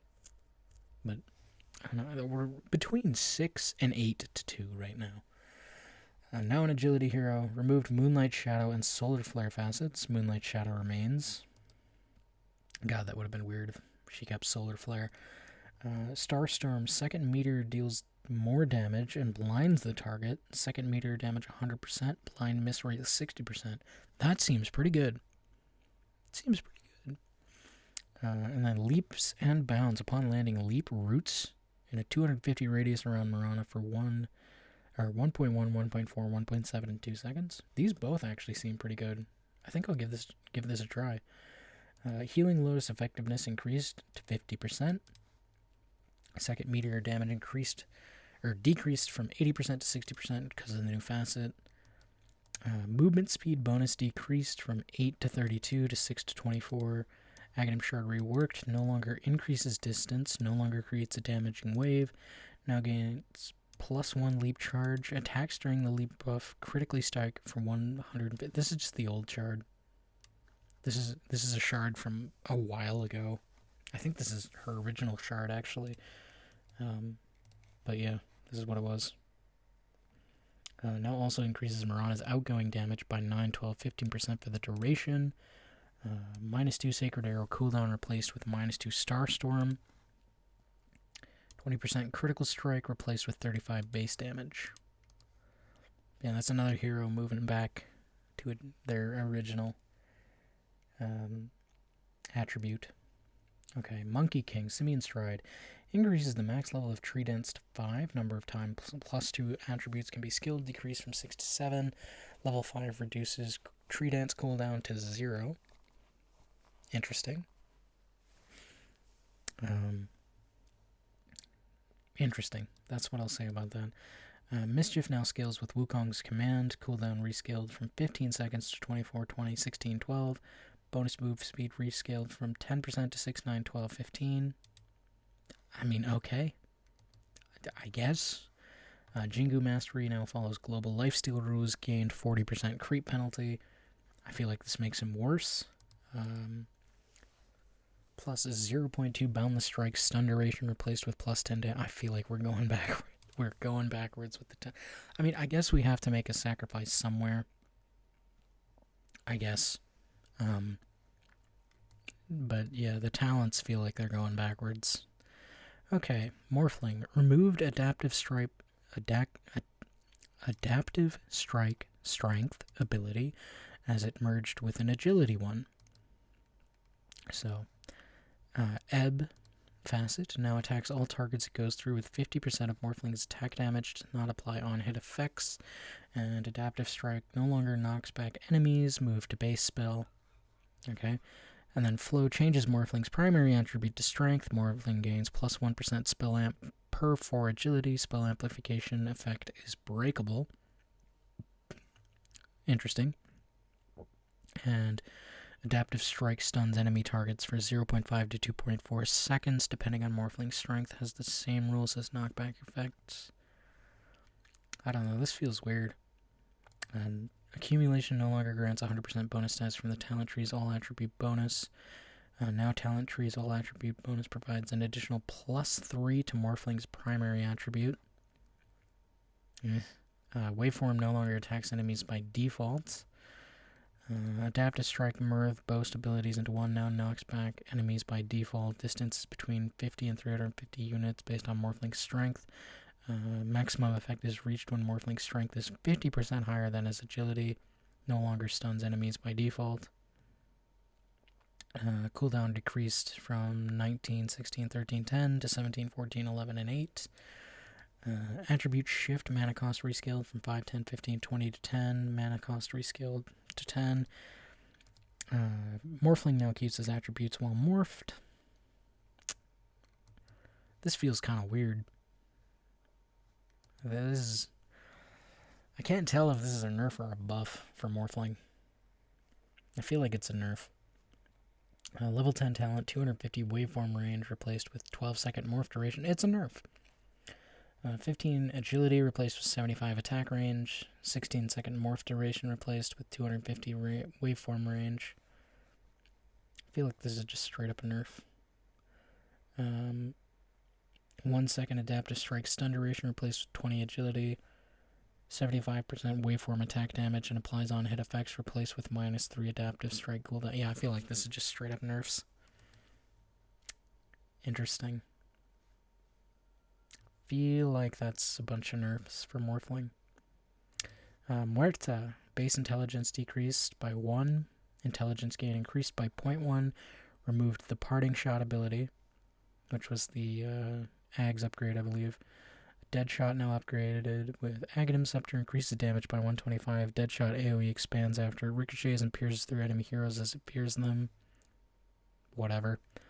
Secondary shot now prioritizes heroes, then non-hero units, then buildings. This, I believe, makes her way better. A secondary shot chance decreased from 26, 34, 42, 50 to 18, 25, 36, 45. Yeah, I feel like it's just better, though. Level 10 talent Deadshot cast range decreased from 350 to 300. Level 10 talent 1.5% max HP regen while inside the calling replaced with 150 health. 80 Deadshot damage replaced with 3% max HP regen while inside the calling. I feel like the talent changes are a little weird, but I think Morta is better now. We'll see. Naga Siren bonus evasion per other Naga increased from 6 to 8. -2 ensnare cooldown replaced with +100 reel-in pull speed. I feel like this is making her more of a support, I think. Hard to say. Nature's Prophet is now a universal hero. BSJ called it. BSJ called that one. So what are we at? 8 to 3 or something? In terms of heroes moving back and forth, whatever. Base damage decreased by 2. Damage at level 1 unchanged. Damage gain per level increased from 3.5 to 4.2. Damage at level 30 increased by 25. Whatever. Soothing Saplings. Allied tangos provide double the heal duration when consuming a tree created by sprouts, similar to when targeting iron branch trees. An Ironwood Treant. Spirit of the Forest Treant multiplier rescaled, from 2, 3, 4, 5, 6 to 4. Okay. Spirit of the Forest now scales with Wrath of Nature instead of Nature's Call. Bonus damage per tree rescaled to 4%. Radius increased to 600. I feel like Nature's Prophet is just a support now, though. I think. Hard to say. But I think he's more of a support now than before. Necrophos, Rapid Decay. Ghost Shroud now also makes enemies have their restoration amplification decreased by the same value as Necrophos' gain. Sure, why not? Ghost Shroud Restoration Amplification now also applies Lifesteal and Spell Lifesteal. Interesting. Heartstopper Aura Radius decreased from 800 to 700. Health Decay rescaled from 0.6 to 2.4 to 0.8 to 2.3, so it's way better early, which is fine. Removed Blinding Void Facet on Night Stalker, which I believe is the one that made them not see their allies, I think. Night Rain changes Roshan's first move to the top pit to be at 20 minutes instead of 15. Hunter in the Night is granted for free on level 1, max levels increased to 5. Move speed rescaled from 22 to 40 to 16 to 40. Attack speed rescaled from 20 to 80 to 15 to 95. Or Voidbringer increases the max level of Void to 5. Number of times plus 2 attributes can be skilled, reduced by 1. Level 5 deals 400 damage. Has 4 second night duration. And becomes a point target ability with 300 AoE during the night. Interesting. No longer reduces vision on Void. Night duration decreased from 2.5 to 4 seconds to 2 to 3.5. With Voidbringer Facet rescaled from 2.5 to 4 to 2 to 4. So, yeah, okay. They just did this because of this. Plus 80 Void damage replaced with minus 1 second Void cooldown. Hunter in the Night status resistance decreased from 35% to 30. Dark Ascension cooldown reduced from Dark Ascension cooldown reduction decreased from 50 seconds to 40 seconds. I kind of want to try Night Stalker though with this thing. I want to give it a try. Nyx Assassin base damage, yada yada. Mana burn, Mind Flare burns 16, 19, 20 to 25% of the target's max mana. Didn't it already? I don't know. Impale cooldown decreased from 18 to 12 to 17 to 11, so 1 second at all levels. Mana cost decreased from 100 to 130, or decreased from 100 to 130 to 90 to 120. Mind Flare no longer instantly kills creeps. Max mana as damage increased from 20 to 35% to 25 to 40%. Bonus damage decreased from 25 to 20%. I feel like these are mostly lateral changes on Nyx Assassin. But I don't know. I don't play Nyx Assassin, so I don't really know. Level 10 talent plus 40 Vendetta damage replaced with plus 25 spiked carapace damage reflect. Interesting. Level 15 talent, 0.5 seconds spiked carapace reflect duration replaced with 50 Vendetta damage. So they're just moving these, which is interesting. Ogre Magi, bonus move speed decreased from 7 to 13% to 6 to 12%. So 1 at all levels. Ignite DPS decreased by 3 on the talent. And the Fire Blast damage at 25 reduced by 20. Which is weird. I feel like I haven't seen Ogre Magi in forever either. So this feels a little weird to me, but yeah, I mean it's pretty minor, so I don't think it actually matters. Omni Knight, Aghanim Scepter HP regen and heal amp increased by 50%. Level 15 talent Repel Strength regen per debuff increased from 3 to 5%. Or not 3 to 5, but 3 to 5 per debuff.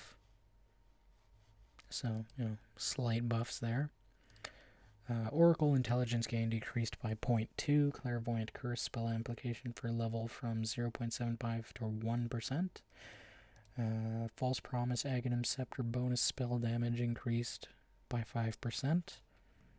Level 15 talent Fortune's End heal and damage per effect dispelled increased from 60 to 80. See, as we go down the list, I feel like we're just getting lazier. I feel like these are just less and less impactful. Interesting. Outworld Destroyer, Obsidian Decimator, max mana increase on proc increased from 4 to 5%. Whatever. Level 10 talent, plus 200 health, replaced with plus 100 Astral Imprisonment cast range. Level 15 talent, current mana as move speed decreased from 1.5 to 1%. 15 talent, 125 astral imprisonment cast range with 8% astral imprisonment mana capacity steal. And the 20% life steal at level 20 replaced with 450 health. I think that does make him better, actually. Not like good, but better. Pangolier base damage increased by 20. Again, universal balance changes that I don't care to read, to be honest. Level 15 talent, 2-second rolling bolt or thunder duration replaced with 15% attack damage as swashbuckle damage. 15% attack damage as swashbuckle damage replaced, so they just swapped these. Rolling thunder cooldown reduction decreased from 16 to 15 at level 25. And the swashbuckle cooldown reduction at 25 increased from 3 to 4 seconds. I feel like that's just a lateral move. I don't think that makes him significantly better or worse either way. These ones might, but we'll see. Veiled One's facet removed on PA. Coup de grace, critical damage decreased from 325 to 575 to 300, 400, 500% on the methodical facet, not passive. Sweet Release is the new facet, Stifling Dagger. When a dagger hits an enemy and does not kill an enemy, it leaves a stacking debuff that lasts for 6 seconds. When the debuffed unit dies, they launch one Stifling Dagger per stack at random enemies around the target, prioritizing heroes. These daggers have a 50% damage and slow duration values. Stacks can't be dispelled, and each new dagger refreshes the duration of all current stacks. Recast range equals Stifling Dagger's cast range centered around the debuffed enemy. I don't feel like this is good, but I feel like I want to try it. Just to see. I just want to try that one. I don't think it's very good, but it looks entertaining. Immaterial bonus evasion per level decreased from 1.5 to 1%. Movement slow duration decreased from 2.2 to 4 to 2.1 to 3.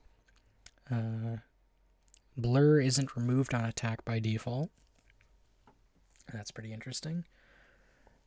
Coup de grace, critical damage decreased from 200, 325, 450 to 234. This is really interesting because PA is another one that I feel like I just don't see anymore. I just never see this thing. I never see this hero. Fan of Knives cooldown increased by 5 seconds. Mana cost increased by 30. Level 10 Stifling Dagger cooldown reduction decreased by 0.5 seconds. Level 15 talent plus 200 Phantom Strike cast range replaced with 15% Stifling Dagger damage. Level 20 talent plus 20% Stifling Dagger damage replaced with plus 200 Phantom Strike cast range. Interesting. I mean, they did just move these around, but maybe it's better. I don't know. Hard to say. Base strength increased from 19 to 21. Removed Convergent facet. Now has Lancelot. Spirit Lance. Copies of Spirit Lance created by Phantom Lancer's illusions deal 25% of abilities damage. Lance copies don't deal any damage to the enemy they bounce on with Aghanim Scepter. This could be really interesting. That could be really interesting. I want to try that. Spirit Lance Aghanim Scepter bounce count decreased from 2 to 1. Aghanim Scepter bonus illusion damage increased from 20% to 30%. Illusion damage taken decreased from 625 to 600. Plus 35 Spirit Lance damage replaced with plus 1.25 second Spirit Lance slow. Illusory armament damage increased from 15% to 20% at level 25. Interesting. Phoenix is another one that's moved back. I think that's number 10, 9 or 10. I've lost track of the universal heroes that are going back. But Phoenix is now a strength hero again, which I think is overall just better for Phoenix. And in fact, I might play some Phoenix because I used to really like playing this hero, and then they made it universal and it just died in 3 hits and it sucked. So I might go play some Phoenix. But Sunray now applies 2 2x blinding sun stacks no to targets near the end of the beam. Don't know if that makes it much better than it was, but it is what it is. Level 10 talent, plus 20 Icarus dive damage per second, replaced with plus 0.5% blinding sun mischance. It's interesting. I do think I will try Phoenix though, now that she's back to strength. So worth a shot, I think. Removed Romp and Stomp on Primal Beast, which I don't even remember what that did, to be honest. Provoke the Beast. In addition to stacks from hero damage, Primal Beast also gains 2 Uproar stacks upon being stunned, hexed, taunted, feared, or rooted. Okay. Ferocity. AoE bonus is now granted at the start of each slam instead of the end. Bonus AoE per hit increased from 20% to 25%. Bonus AoE duration increased from 10 seconds to 20 seconds. Okay. Onslaught, knockback radius, and distance are no longer affected by AoE increase. Uproar no longer passively grants base damage. Slow per stack rescaled from 5, 6, 7, 8 to 4, 6, 8, 10. Interesting. And level 10 talent, plus 80 onslaught damage, replaced with plus 20 damage. Again, this feels like one of those talents where it's just going backwards for the sake of getting rid of something they don't like, but oh well. Alright. We still got a ways to go. My throat is barely hanging on. I have no idea how Purge does this, but we're hanging in there, guys. We're hanging in there. Puck. Abilities. Puckish. Base health restored, decreased from 15 to 10. Base mana restored to the same number. Mana cost increased on Dream Coil by 25 at all levels. Level 10 talent Dream Coil cooldown reduction increased from 10 seconds to 15. Waning Rift radius max distance increased from 300 to 350. Interesting. I feel like this is mostly just lateral moves on Puck. I feel like Puck is probably fine. Flare's hook is gone on Pudge. Don't know why you would do that. I don't think Pudge was great. But we'll see. Strength increased on Dismember from 135 to 246. This still sucks. Rotten Core. While Rot is active, Pudge gains 4, 8, 12, 16% bonus attack damage every second, up to 20, 40, 60, 80% max bonus attack damage after 5 seconds. Once Rot is deactivated, damage bonus rapidly decays over 1 second. Okay. I mean, I guess this feels really weird. Like this feels like you would have to get Shiva's Guard. And there's a helicopter going overhead. I apologize for that. This feels like you'd have to get like Shiva's Guard and something to like constantly be right clicking. But I don't know. This feels weird to me. Meat Hook now upgraded with Aghanim Shard. When Meat Hook hits an enemy, it deals 20% of the pulled distance as bonus damage. When Meat Hook hits an ally, Meat Hook's cooldown is reduced by 50%. Okay, so they took the Flare's Hook and just put it on Shard. Interesting. Dismember no longer upgraded with Shard. Whatever. Life Drain no longer instantly kills enemy illusions, so that's a PL buff. No longer restores mana. Ally drain heal per second increased from 120 to 300 to 150 to 350. Level 25 talent Nether Ward damage per mana increased from 1.75 to 1.9. Nether Blast damage increased from plus 160 to plus 180. I feel like this is more lateral moves on Pugna. I don't think it makes him significantly worse or better. Queen of Pain, Masochist, outgoing spell damage reflected increased from 21 to 27%. Ugh. That feels... Yikes. Bondage now is a facet that improves Succubus. Now also makes spell lifesteal apply to reflected, magical, and pure damage. I feel like this is terrible, actually. Succubus now has an innate ability. Now also makes all sources of spell lifesteal apply to pure damage. Spell lifesteal decrease from 12 to 18% to 2 to 14%.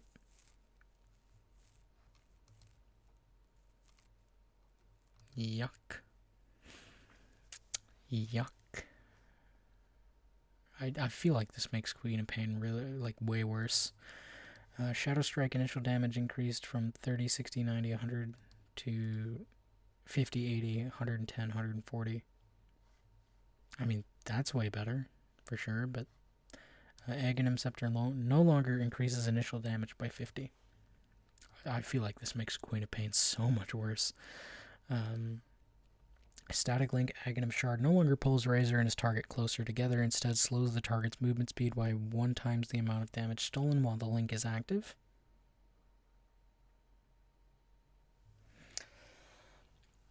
That feels really good. I feel like that's really good. We'll see. Strike damage is now classified as reflection damage, so no more Bloodstone Razor. That hasn't been a thing for like 4 patches now, but you know, it can't ever come back.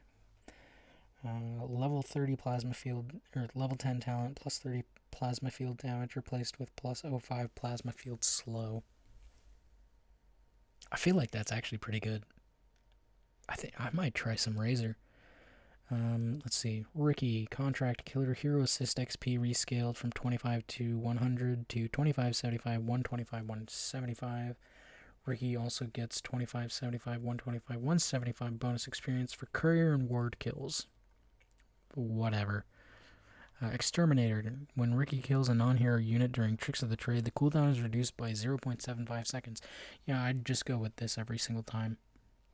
Smokescreen no longer buffs allies. Interesting.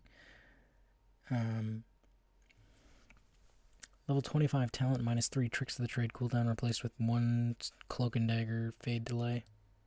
I mean, I feel like I'd just always go for Exterminator anyway.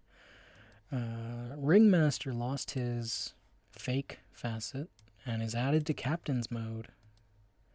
So let's see. Carney Classics. Dark Carnival Barker sets Dark Carnival souvenirs to Funhouse Mirror, Strongman Tonic, and Whoopee Cushion. So these are all, you can only get these on this one. And then Sideshow Secrets, Dark Carnival Barker sets Dark Carnival souvenirs to Crystal Ball, Unicycle, and Weighted Pie.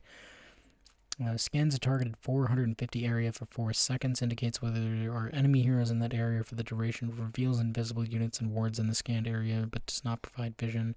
The reveal effect lingers for 1 second global cast range.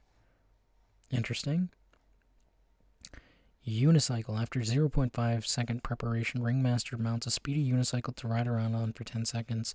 Crashing into trees destroys them and slows the unicycle. Attacking, using abilities, taking damage, picking up runes, or crashing into units and other obstacles dismounts the rider.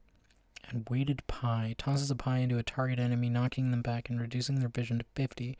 Vision recovers over 2 seconds, and the target's allies won't provide their vision for them over the duration. The pie instantly kills any non-ancient creeps. Cast range 750. Okay. Those are interesting. I mean, Crystal Ball seems broken, but we'll see. Let's see here. Rubik. Stolen mana cost reduction increased from 40, 50, 60 to 50, 65, 80. Pretty good. We'll see if that changes how people play this hero at all, because I think the other one's just straight up better, but we'll see. Plus 12% Fade Bolt damage reduction replaced with 0.25 Might and Magus damage and resistance. Telekinesis lift and stun duration increased from 0.4 to 0.5. Telekinesis cooldown reduction increased from 4 to 5 seconds. Alright, Rubik is getting buffs. Probably because TI is coming up in a couple months. But, you know. Sand King is still universal. Kind of shocking. Base damage increased, whatever. Like, I mean, this is all just universal balance changes, so who cares? Plus 0.3 Burrow Strike Stun replaced with plus 100 Caustic Finale Radius. Sure. I don't think that really does much to the hero. Like, this, the universal stuff probably changes him a lot, but again, it's like, I have no basis for it other than playing the game, so. Shadow Demon. Shadow Poison hit damage decreased from 30, 40, 50, 60 to 24, 36, 48, 60. So it's worse at the early levels, but it's the same later. Demonic Purge duration reduced by 1. Demonic Cleanse duration reduced by 1. No longer requires at least level 1 Demonic Purge to be castable. No longer upgrades with levels of Demonic Purge. Cooldown decreased to 60 seconds. Cleanse Heal reduced to 450. Mana cost decreased to 150. No longer upgraded with Aghanim Scepter. Interesting. 150 Demonic Purge Cleanse Heal with Demonic Purge damage. Demonic Purge cooldown no longer affects Demonic Cleanse. Alright. Shadow Fiend. Shadow Mire, Shadow Rays no longer slows attack speed. Movement speed no slow per stack, rescaled from 5, 6, 7, 8 to 3, 6, 9, 12. Ooh. Ooh. That's nasty. That's kind of disgusting. Feast of Souls, mana cost decreased to 60, attack speed bonus from 30 to 90 to 40 to 85, duration rescaled from 8 seconds to 7.5, scaling to 9 seconds. Interesting. I think that does make him better, especially the move speed slow. That sounds really good. Removed Cluster Cluck now has Chicken Fingers, which grants the Chicken Fingers ability. Chicken Fingers passive, attacking an enemy hero transforms them into a chicken with 100 move speed for 1 second, cooldown 15 seconds. That doesn't sound that good, to be honest. Foul Play, now upgraded with Aghanim Shard, increases damage reduction duration from 1 to 1.5 seconds and adds a 0.1 second invulnerability time before it. Upon triggering Foul Play, 3 uncontrollable chicken illusions will spawn and try to confuse enemies. They exist for 3 seconds and either stand still or run. Also allows Shadow Shaman to use items while transformed. Okay, so that's why they got rid of Cluster Cluck, because it's just in here now. Shackle's no longer upgraded with Shard, now upgraded with Aghanim Scepter. Increases cast range from 450 to 600. Shackled units expel an Ether Shock every 0.9 seconds that affect all enemies within 600 units for 100% of Ether Shock's damage value. Shackled units can't be damaged by this effect. Also allows it to be cast on both enemies and allies, including Serpent Wards. Allied units are not disabled, and the shackle is broken if the ally travels further than 2,000 units from Shaman. Huh.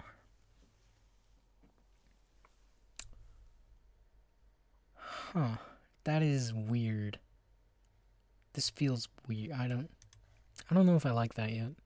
I'll try it, see how it plays, but this, I don't know. That seems weird. Level 25 talent, 20% ward attack damage replaced with 1 ward attack, so the Ags is now a talent. Ether Shock damage decreased from plus 400 to plus 250 because of the new Ags, so. I mean, they gotta do something to make Shaman viable, because he's been terrible for a long time.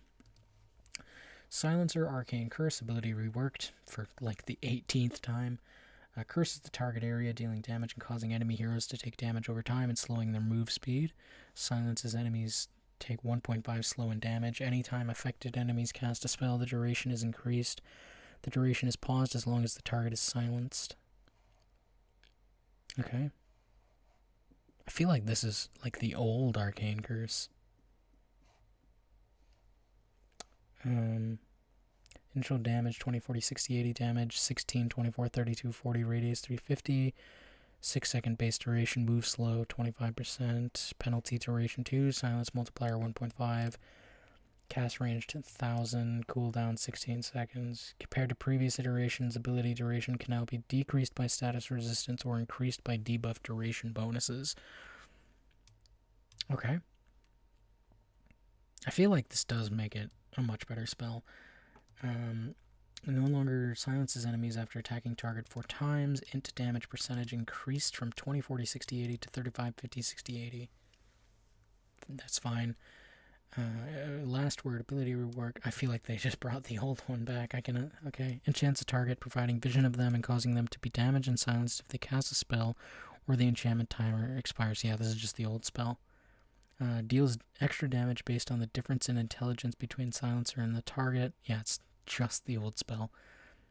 Base damage 120, 160, 200, 240. Int difference multiplier. Enemy cast timer 4 seconds. Silence duration 3, 4, 5, 6. Cast range 900. Yeah, this is just the old silencer back.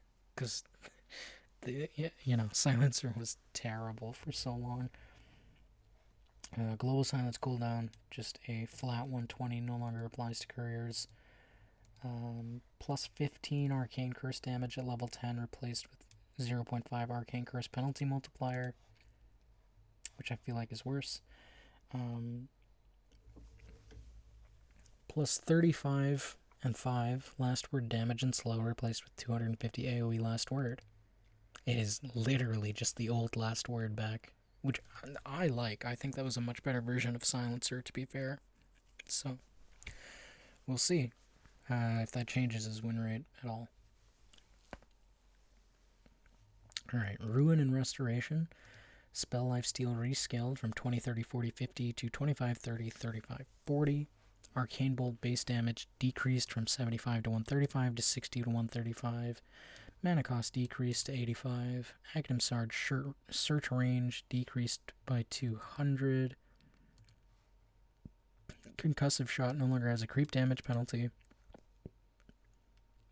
Aghanim Scepter search radius changed from 700 range around Skywrath to 500 range around the first target. Aghanim Scepter search range reduced. Okay.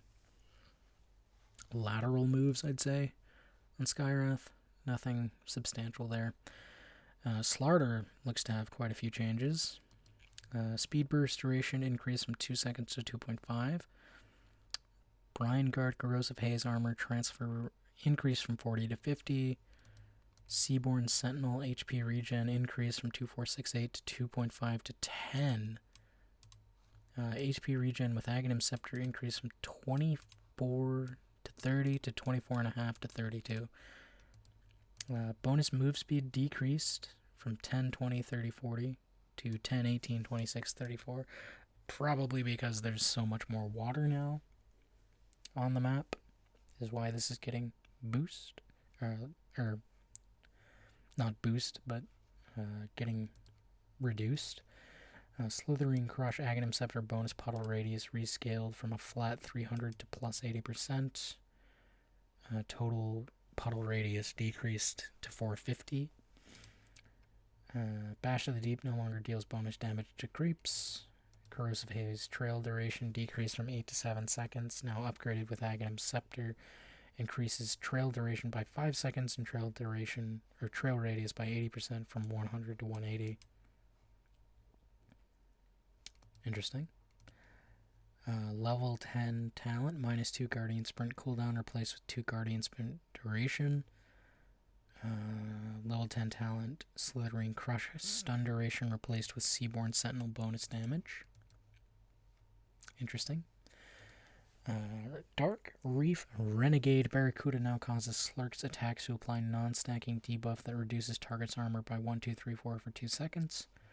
Linger duration rescaled from 1.5 to 3 to 2 seconds flat. Depth Shroud radius decreased by 25. Level 20 talent Shadow Dance attack speed increased from 90 to 100. Level 25 talent Essence Shift duration decreased from 40 seconds to 35 seconds. Again, Snapfire universal number changes. Attack damage increase on Little Shredder from 30 to 35%. Very interesting. Take aim now has an overhead indicator when ability is active. 10% shrapnel movement slow replaced with 55 take aim bonus attack range.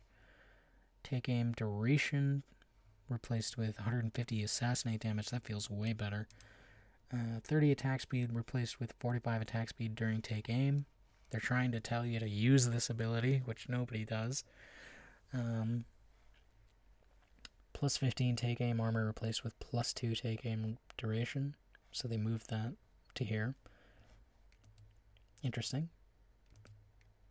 I do want to try playing support sniper though with the earlier access to bonus assassinate damage. What am I looking at? Well, this is gonna piss me off. This is gonna be okay. They took one of my heroes, right? They took Lone Druid. They made him agility. I sung the praises. What have they done to my girl Spectre? What am I looking at here? Spectre is now a universal hero. Base damage decreased by 2. Damage at level 1 unchanged. Damage gain per level increased from 2.1 to 2.8. Damage at level 30 increased by 27. Forsaken. Desolate now deals 1.75 damage, but Spectre's illusions can no longer trigger Desolate. And Twist the Knife no longer decreases reality cooldown. Sure, whatever.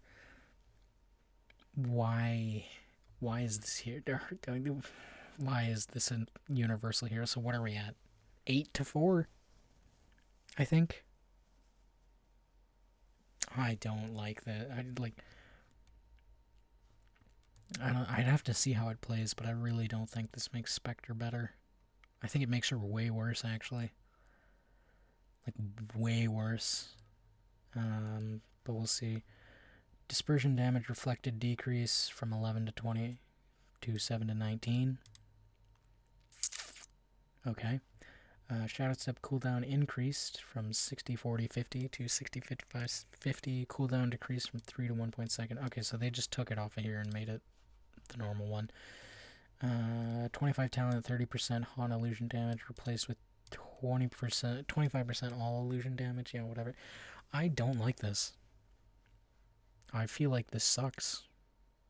I mean, maybe I'm overreacting because this is a hero I like, but I feel like this makes Spectre basically unusable. Her laning is already god-awful, and you make her a universal hero? I hate that. I think that sucks, but oh well. Removed imbalance facet.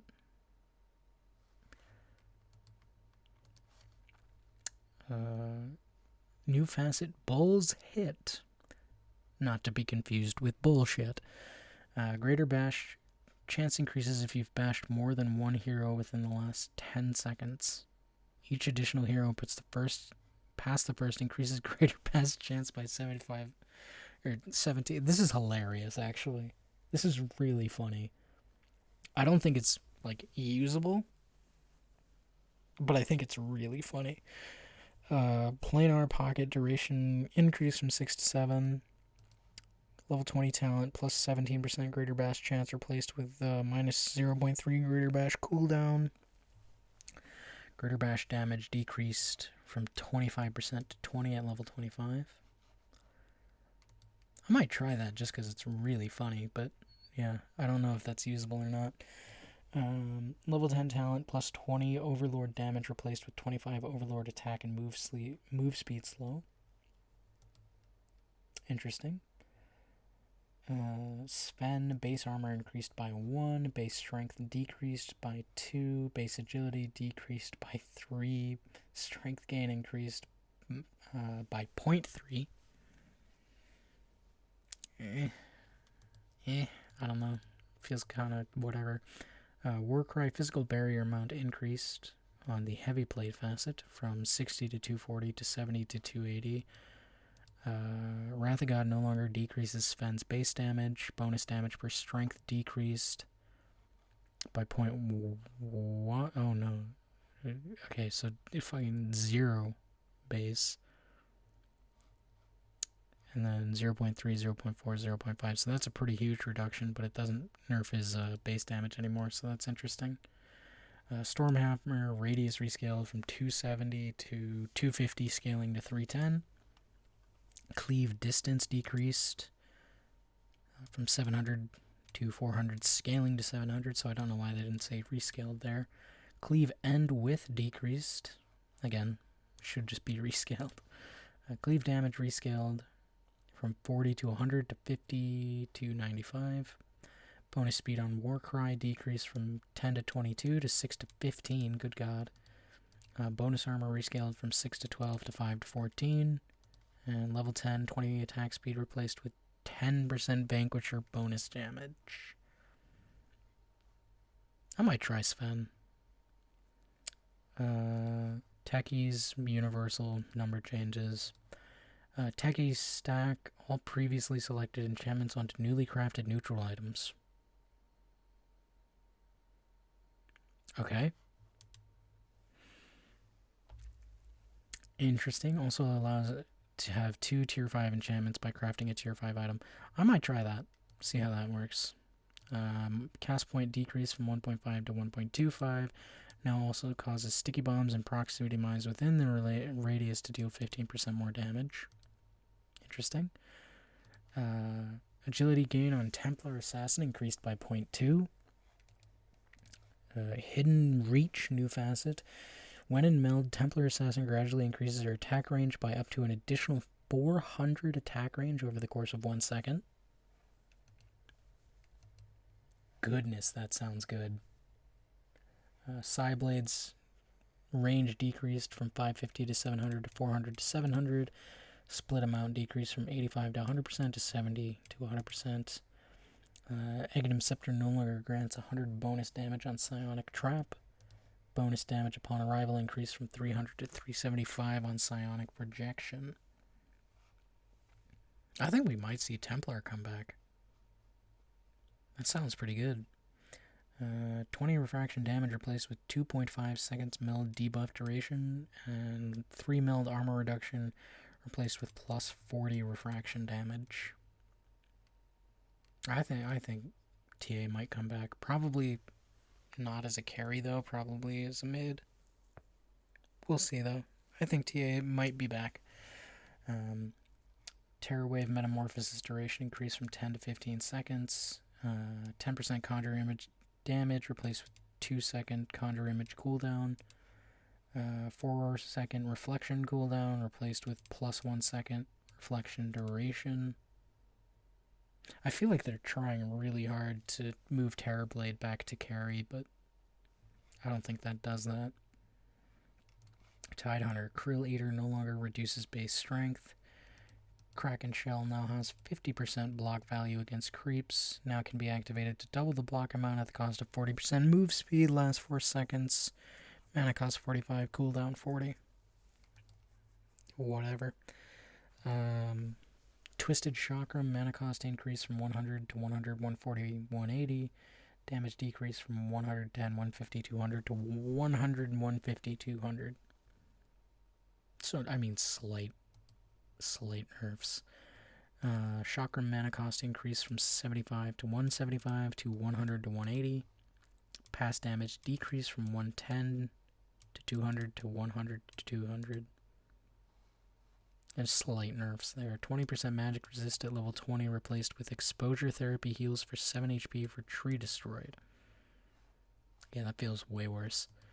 But, you know, just some slight adjustments to Timber. Laser Aghanim Scepter current maximum health reduction increased from 10% to 15. Sure. Level 15 talent laser damage increased from 40 to 50. Talent Rearm grants 50% bonus magic resist replaced with 10-second defense matrix duration. Sounds pretty good. Laser AoE decreased from 250 to 200 on the other talent. I mean, this one's still probably better. Tiny. This is what I'm interested in. Bonus landing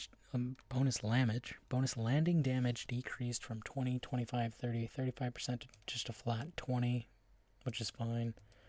Avalanche no longer deals damage bonus damage to tossed unit. Okay, Tiny's dead. Tiny's dead. They killed the Avatos combo. This hero is dead. This hero is just straight up dead. Moving on. Treant Protector, Aghanim Shard will not turn Treant Protector invisible if he's... Thank you, God. Oh my... This was one of the most annoying things about buying the Shard. It's like you would literally be in the middle of attacking an enemy and you'd just turn invisible, and it sucked. So, thank you, Valve. That was much needed. Living Armor mana cost decreased from 55 to 40, 45, 50, 55. Heal per second increased from 2345 to 3456. Level 10 talent -4 Nature's Grasp. Cooldown replaced with 2.5% Nature's Guise move speed. Sure, whatever. Bad Influence rework. Battle Trance. During Battle Trance, the Troll Warlord has increased max fervor stacks and no attack speed limit. Battle Trance grants allied heroes 50% of the attack speed bonus. Battle Trance max fervor stacks 15. Aghanim Shard no longer increases max stacks. Now follows global lifesteal rules. 40% creep penalty. I feel like Troll Warlord still sucks. Honestly, he might even be worse now. This feels not good.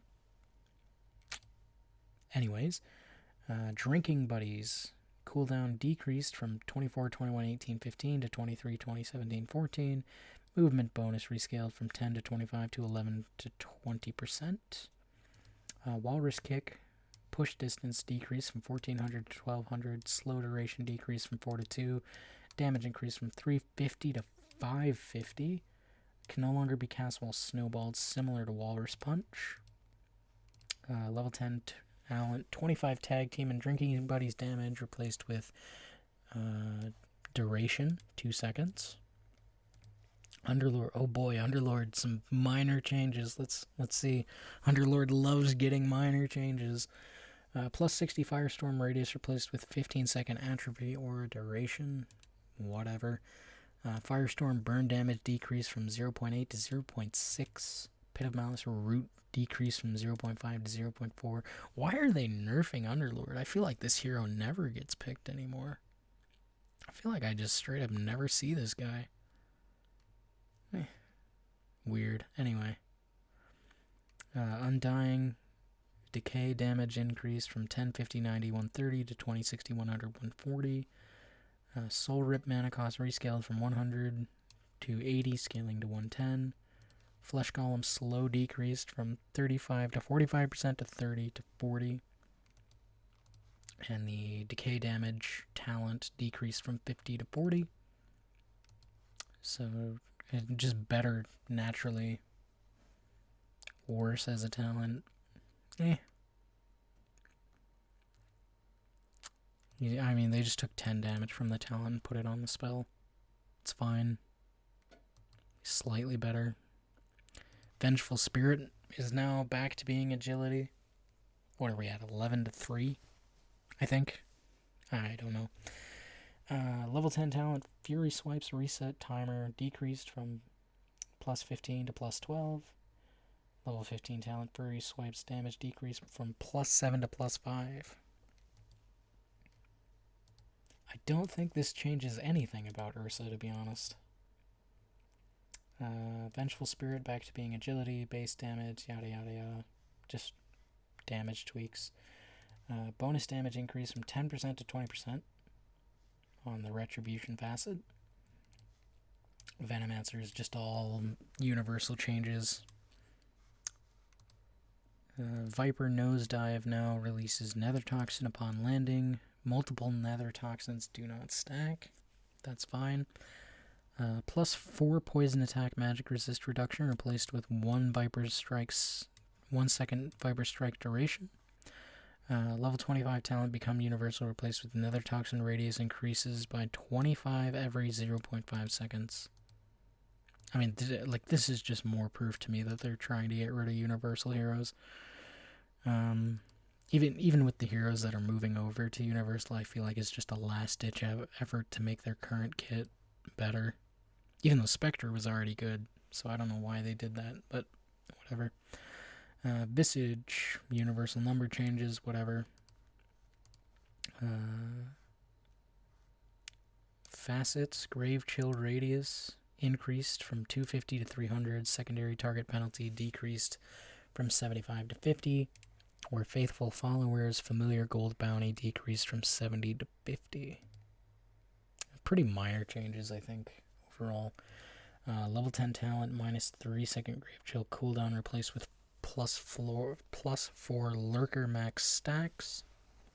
Alright.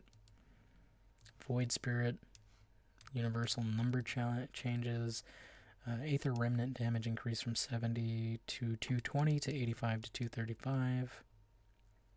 Warlock base damage increased by 3. Damage at level 1 increased from 4950 to 5262. Upheaval slow linger duration decreased from 3 to 1 second. That's fine. The swarm attacks to destroy increased from 6 and 8 to 6, 7, 8, 9.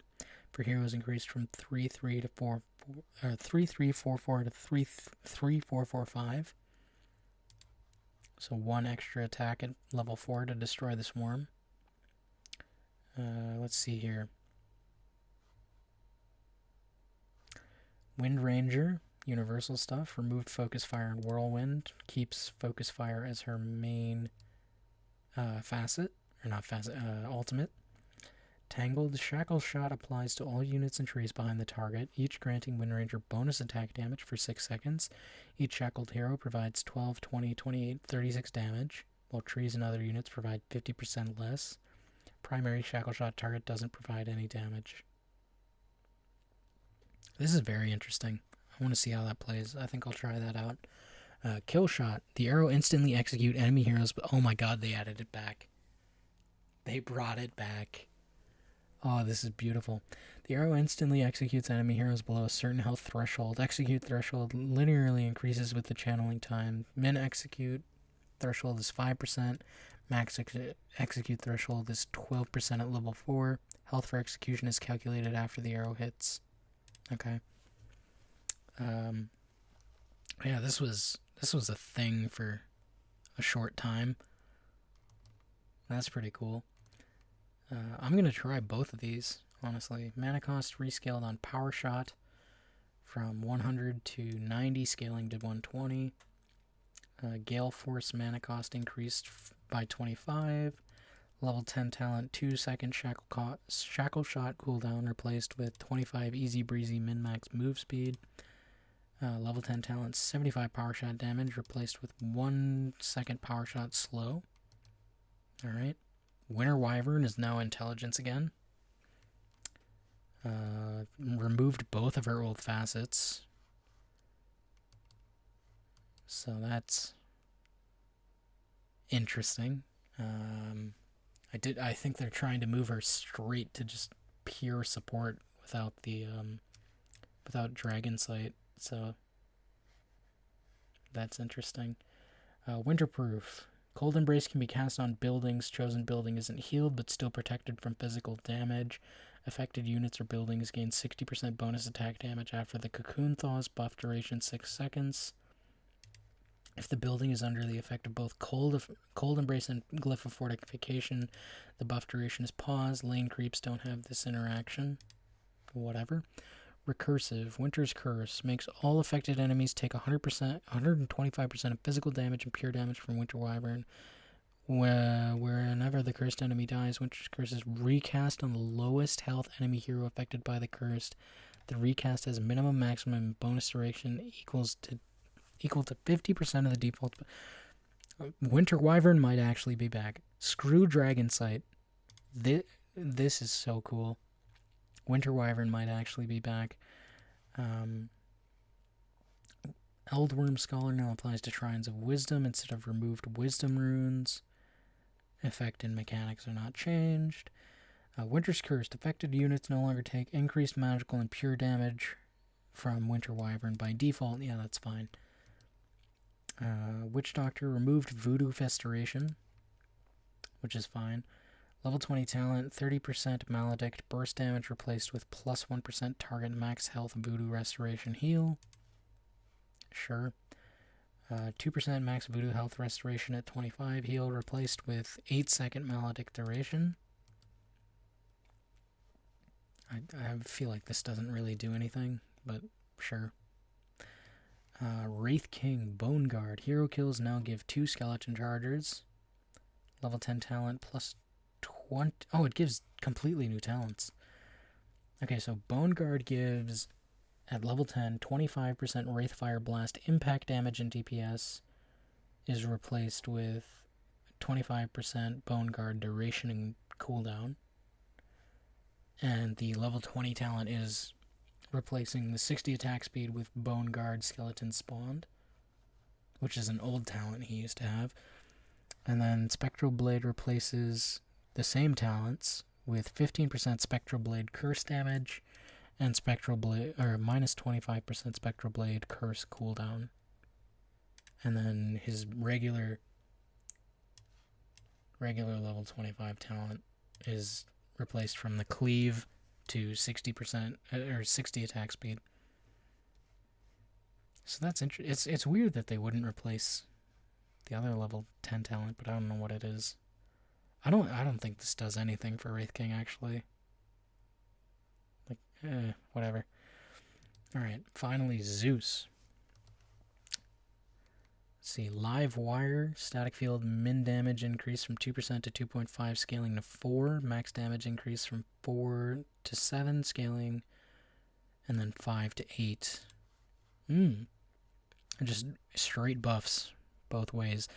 And then Divine Rampage, amplification per kill, increase from 15 to 25. Again, just straight buffs both sides.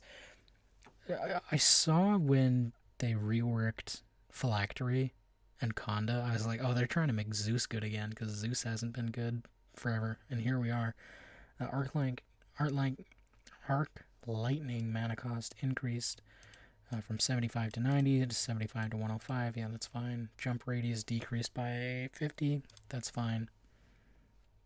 Heavenly Jump Leap distance rescaled from 500 to now scaling from 300 to 600. Slow duration decreased from 1.6 to 1.4. Vision radius is now affected by changes to area of effect. Yeah. That is the patch. There are a couple heroes I want to try out for sure. I'm very weirded out by the Spectre changes. But Jakiro I definitely want to try. Wind Ranger, Zeus.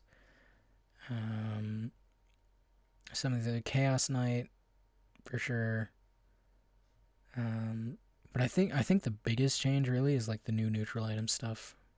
I think that's where like the biggest changes are, is all of these neutral item things. So that'll be cool to go and play with. But yeah, that is the new patch. That is the new update. This is probably going to be the last big patch for Dota until next year. I appreciate you sticking with me if you made it this far. I understand this is not my normal content, but that will be back soon. I thank you very much for watching. I hope to speak with you all again soon, and goodbye for now.